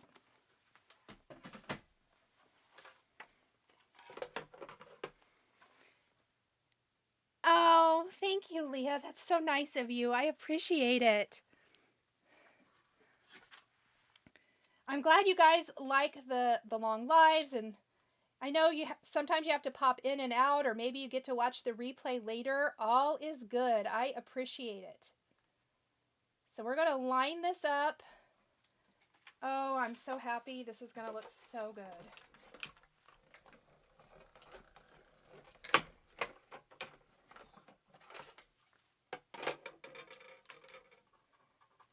All right, let's get our classic Pooh back out. Look at that. So much easier to read. We're going to do some thin foam strips. June says, yes, love the black and gold. Yay! So glad you guys love it too.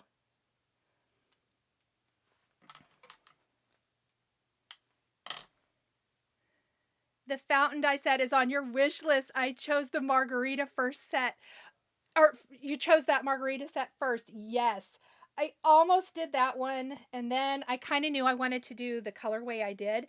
But you can bet that on Cinco de Mayo, I'm going to have a margarita card. And maybe a margarita.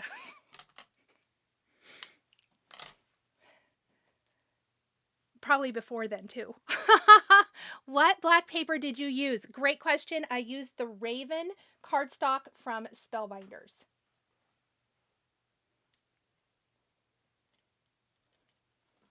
Ta-da! Look at that. How cute is that? And so much easier to read. With a busy background, definitely needed a change in the cardstock. So don't be afraid to pivot. If you've learned nothing today, learn to pivot when things don't go as planned. Because it happens all of the time. All right.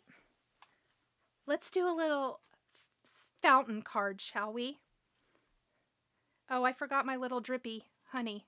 I almost threw it away.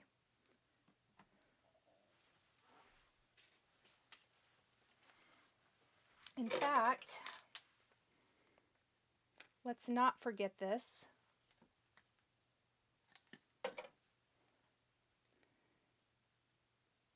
Put that there. There we go. Okay, so as I was saying, we are going to trim down this background, and we already have a whole bunch of great sentiments for this because we die cut all of those a little bit ago. And for this one, we are going to be using, let me get it out here. I really do love the Sparkle Says It All, but that's not really for this card. Did I use the wrong one? I used the wrong set. I guarantee it. Oh well. I used the wedding set. That's the one I foiled. I think I grabbed the wrong one today. I may have to be refoiling that too. Can't wait to use this set. Yay. Well, let's make our little soda fountain. So what we're going to do is I'm going to trim this down. And I think we're going to actually cut off a portion of this. So I want to look at it and kind of gauge where is our sentiment going to go, etc. Even though I did foil the wrong sentiments, guys. I foiled the wedding sentiment set. I'm pivoting. I nearly removed the background glimmer plate from my shopping cart. The gold on black saved it. It's a keeper. Yay! I'm so glad. Okay, so I've got a little waffle cone. We've got a little cherry. That is looking super cute. So what I'm going to do here is I actually want to kind of keep all of this. So we're going to cut with this little frame. And I am going to position this right in the center. I'm going to use this nice little framey here. And I don't care if I remove some of the foil, so I'm actually going to put it right there, and that's the only place because it's going to get covered up. I want to keep my frame. I think we're going to keep both of these and use the whole thing because I don't like to lose any of my awesome foiling.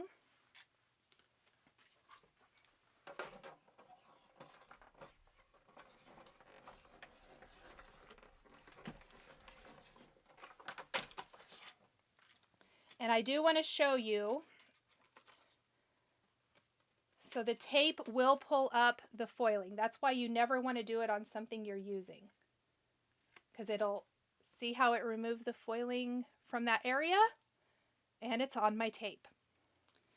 However, my soda fountain drink is going to go there, and no one's going to know, and that way I wasn't putting tape on any other spot on here, and I can now keep both pieces. So I'm going to do something kind of like this on my card base.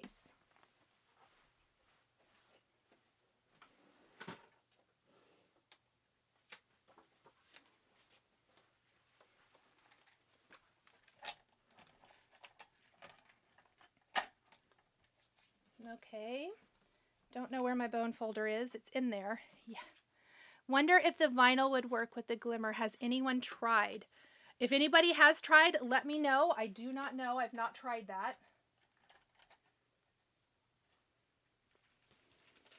There it is.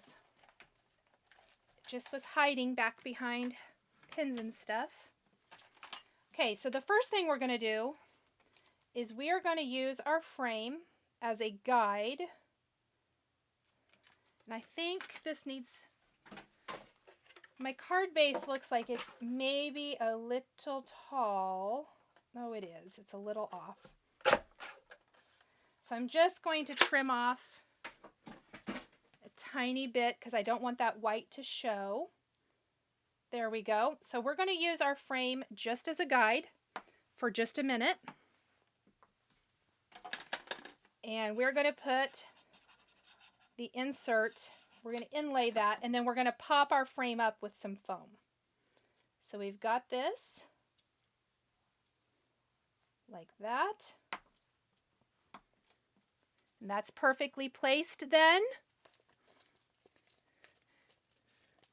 Oh, I'm so glad you're here. I'm so glad you guys like the pivoting. Hey, when we're crafting, you have to pivot at times. Things do not always go exactly as planned. I knew the chances of me grabbing the wrong sentiment were great for the happiest hour because there's three different, I think there's three different sets. Or there's three different drink sets, and I think there's three different sentiment sets. And I don't have the packaging for that. Yes, foam. I haven't used foam at all today, so let's use some foam. I hadn't used those sets yet, and I don't have the packaging. So it made it kind of hard. I was trying to read them backwards, and well, Oops. That'll have to get fixed later. Because they're not even right here.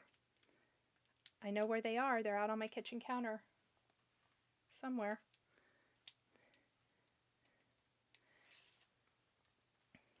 I tagged the right sentiments. I just didn't use the right sentiments when I foiled. I'm starting to think that my foiling for the sentiments for these last two cards was off the whole time. The little ice cream would be cute with Winnie the Pooh as honey ice cream. Oh, Shirley, what a cute idea. Yes, it would. That would be very fun. And mix and match. Don't be afraid to, just like Shirley said, use some of these other dies with your other favorites. Or if you have the classic mouse, that would be fun too. So this is one of my favorite simple background techniques, is where you use the whole panel, but you die cut part of it, and then you pop it up so that you get that wonderful depth and dimension, but it adds a little bit of interest to your card. Yeah, especially when you think it's going to be a quick card. I do not think I ever do. Can you tell me which black and white hot foil you used? Yes. And we'll link it for you in the chat as well. Here's what the full package looks like. The black and white comes in this package like this. And it's the Spellbinders Glimmer Foil. So we'll pop it in the chat for you too. It's opaque, black, and white. And it's GLF049, if that helps. If you're looking for it on Spellbinders. All right. So for this one, we are going to go ahead and we definitely need to add I'm not adding a ton of inking to this, but a little bit is going to help differentiate kind of the splash from the rest of our little strawberry milkshake. What is the thickness of your foam strips? I don't know. I don't like the thin ones. I like the regular, and I think they're 1/8 of an inch if I'm not mistaken. But I will have to check that because I am not exactly sure. And I'm going to use just a little bit of this pastel pink ink for the drippy part of my milkshake in our glass jar we're imagining. So it's going to be kind of like this strawberry milkshake and then like a scoop of vanilla on top, I think, with chocolate sauce. That's my imagining. It might be because I'm hungry. I don't know. So we're going to glue this down first. I'm going to glue that right here.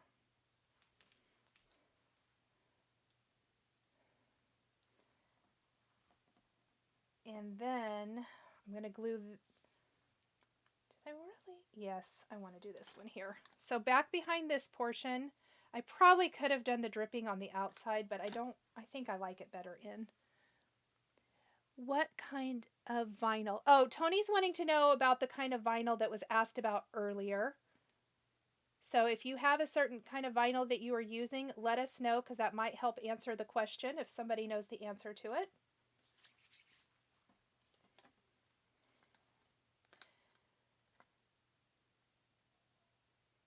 And we're going to glue this. I'm just going to put a little glue on the back of our... I am ready for a Sunday now, right? Exactly.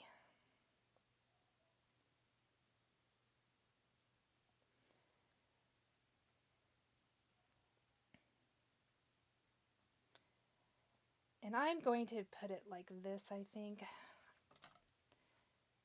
And we're going to snip it. Because I am only using a portion. I want mine to kind of pop up here from the bottom. And I think I wish I would have put the drippy part on the outside. So I'm going to show you how we're going to fix that in a minute. We're going to be popping all of this up as well. Now, I'm going to wait until my card is together, but for the chocolate sauce on top, I am going to put glossy accents on this. I know glossy accents was suggested for the honey as well for our last card, which I think would be really, really cute. What we're going to do is we're going to fix my mistake again.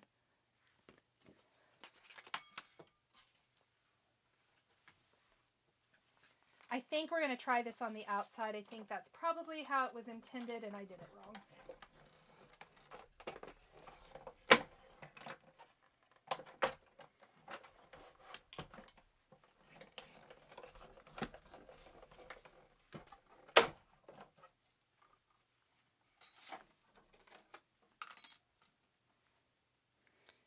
Let's do that. What do we think? Yes. I think so. I'm not sure of the brand that I was thinking, but it has Crafter's Square. I don't know about any of that. So if anybody knows the answer or has tried that, let us know.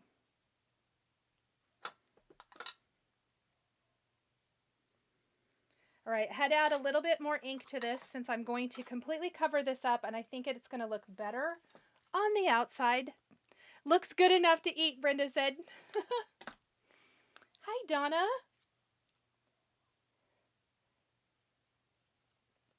All right, much better. See, you just pivot. We are pivoting a lot. All right, we're going to put this on here, and I am not going to even add any ink to my brush, but it has that gingerbread ink on it from earlier, and I'm just going to kind of lightly go along the edges for the layering piece for our little scoop of vanilla that's going here on the top.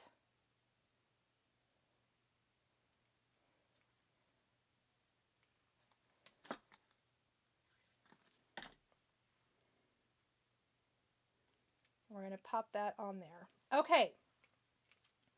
I kind of wish I would have made my ice cream all vanilla now that I'm looking at it, because the pink on pink is not working. Looks good enough to eat. I think if I add some ink to it, let's see if I like that better. It's stuck in there pretty good though.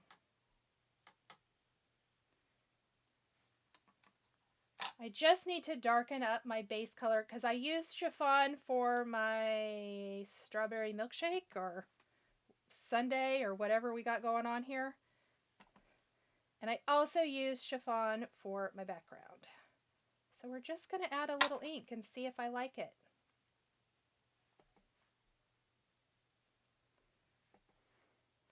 That way I don't have to completely start over with my die cutting, which I'm not going to do at this point. It's going to be sweet. I think it's going to be sweet too. Now we have our little waffle cone. And the cherry is my favorite part, the little cherry on top.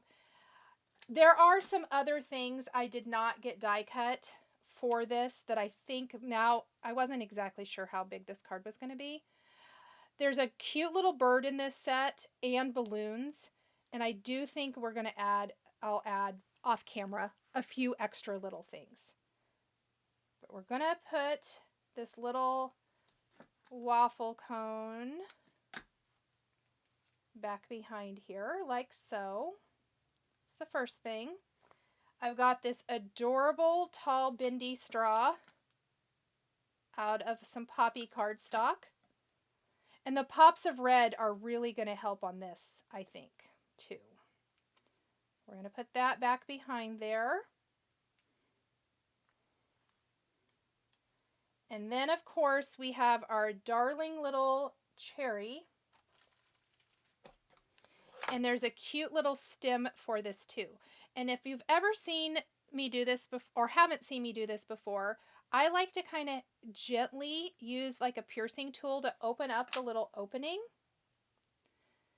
If you've got pieces that go together like this. So we're going to insert the stem of our cherry then. It just helps you be able, it's so tiny, to go in there a little bit easier.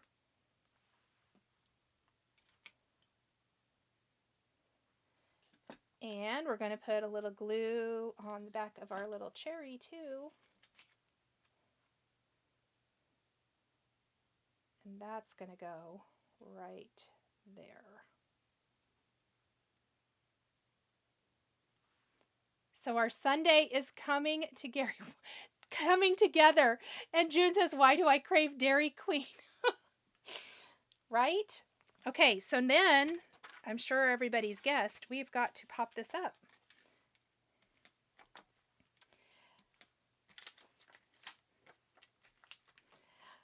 And then we're going to talk about how I'll finish this one. Because I think this needs a few more pieces, and it obviously needs the correct sentiment. I'm going to have to get more big dots.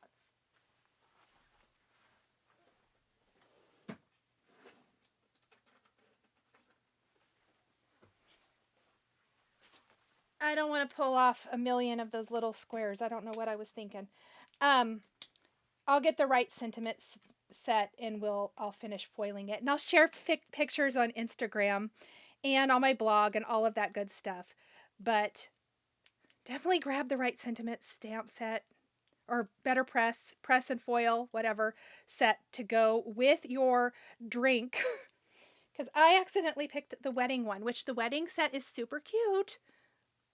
Concrete mixer from Culver's is what GP and what is it? I don't know how to say that. Is wanting. I'm sure it's an abbreviation for something or your name. All right. And I think I don't know what it is about little cherries, but I think a couple of extra little cherries down here near the base would be really cute too. So I'm just going to slide that or butt it up right underneath, but I think I'm going to just kind of gently tuck it right underneath here in the center. There we go. That's why we cut it off, so it fits a little bit better. Ta-da! It's going to be very, very cute. Now let's talk about what else we're going to add to this. So I think I am going to try to maybe add there's a little bird. I'm going to put it this way so you can see the detail. Or we're going to add some little balloons to it. One or the other or both. The bird has a cute little party hat. And the other thing that I think would be cute is a couple of extra cherries over here. So I will add those. And our little birdie. I'm going to get all of the things out I need. Those are really cute. And there's a little balloon tail as well. All of the details. All of the details. There's also the cute little candle you could put birthday candles in your sundae. So there's like the little flame and everything. That's the beak. So really, really cute and fun. Yes to the Culver's concrete mixer, it says. Okay, I don't know that I've ever had one, so. Sounds to me like that is a popular one here in the chat today. All right, you guys. I think because I have to fix my foiling for this sentiment, that is going to be it. I'll add a few extra little details to this guy and get him put up here on my social media. But today we basically spent our time foiling. Foiled lots of backgrounds. I have other foiled things, so you will see some additional card samples coming with those. I'll show you how I turned those into cards, but lots of fun foiling ideas. I hope it's going to encourage you to try foiling. Get your foil machine out if you haven't already, or if you're proficient, maybe it inspired you to try something else or something new. Beth says when crafting, pivot is her middle name. Yes. So fun. Like the balloons. Got to have that pop of red. We always have to have a pop of red. Absolutely. All right, friends. Thank you so much for joining me for our Friday Live. Don't forget, if you are in the market for a Glassboard Studio glass mat, 20% off through the 31st with code Nichol15. I will not be live next week. It's Easter weekend, I believe. So I am going to take that weekend off, and I figure you guys might have plans as well. So I will be back in 2 weeks for our Friday live. If you are a stitcher, I will be live though Tuesday evening. So come hang out and stitch with me if you want, whether you're participating in the stitch along or not. Okay, friends, if you're watching this on the replay and you have a question, drop it down below. Or if I missed your question, make sure you drop it below. Have a wonderful weekend, and I will see you guys all in the next live. Bye.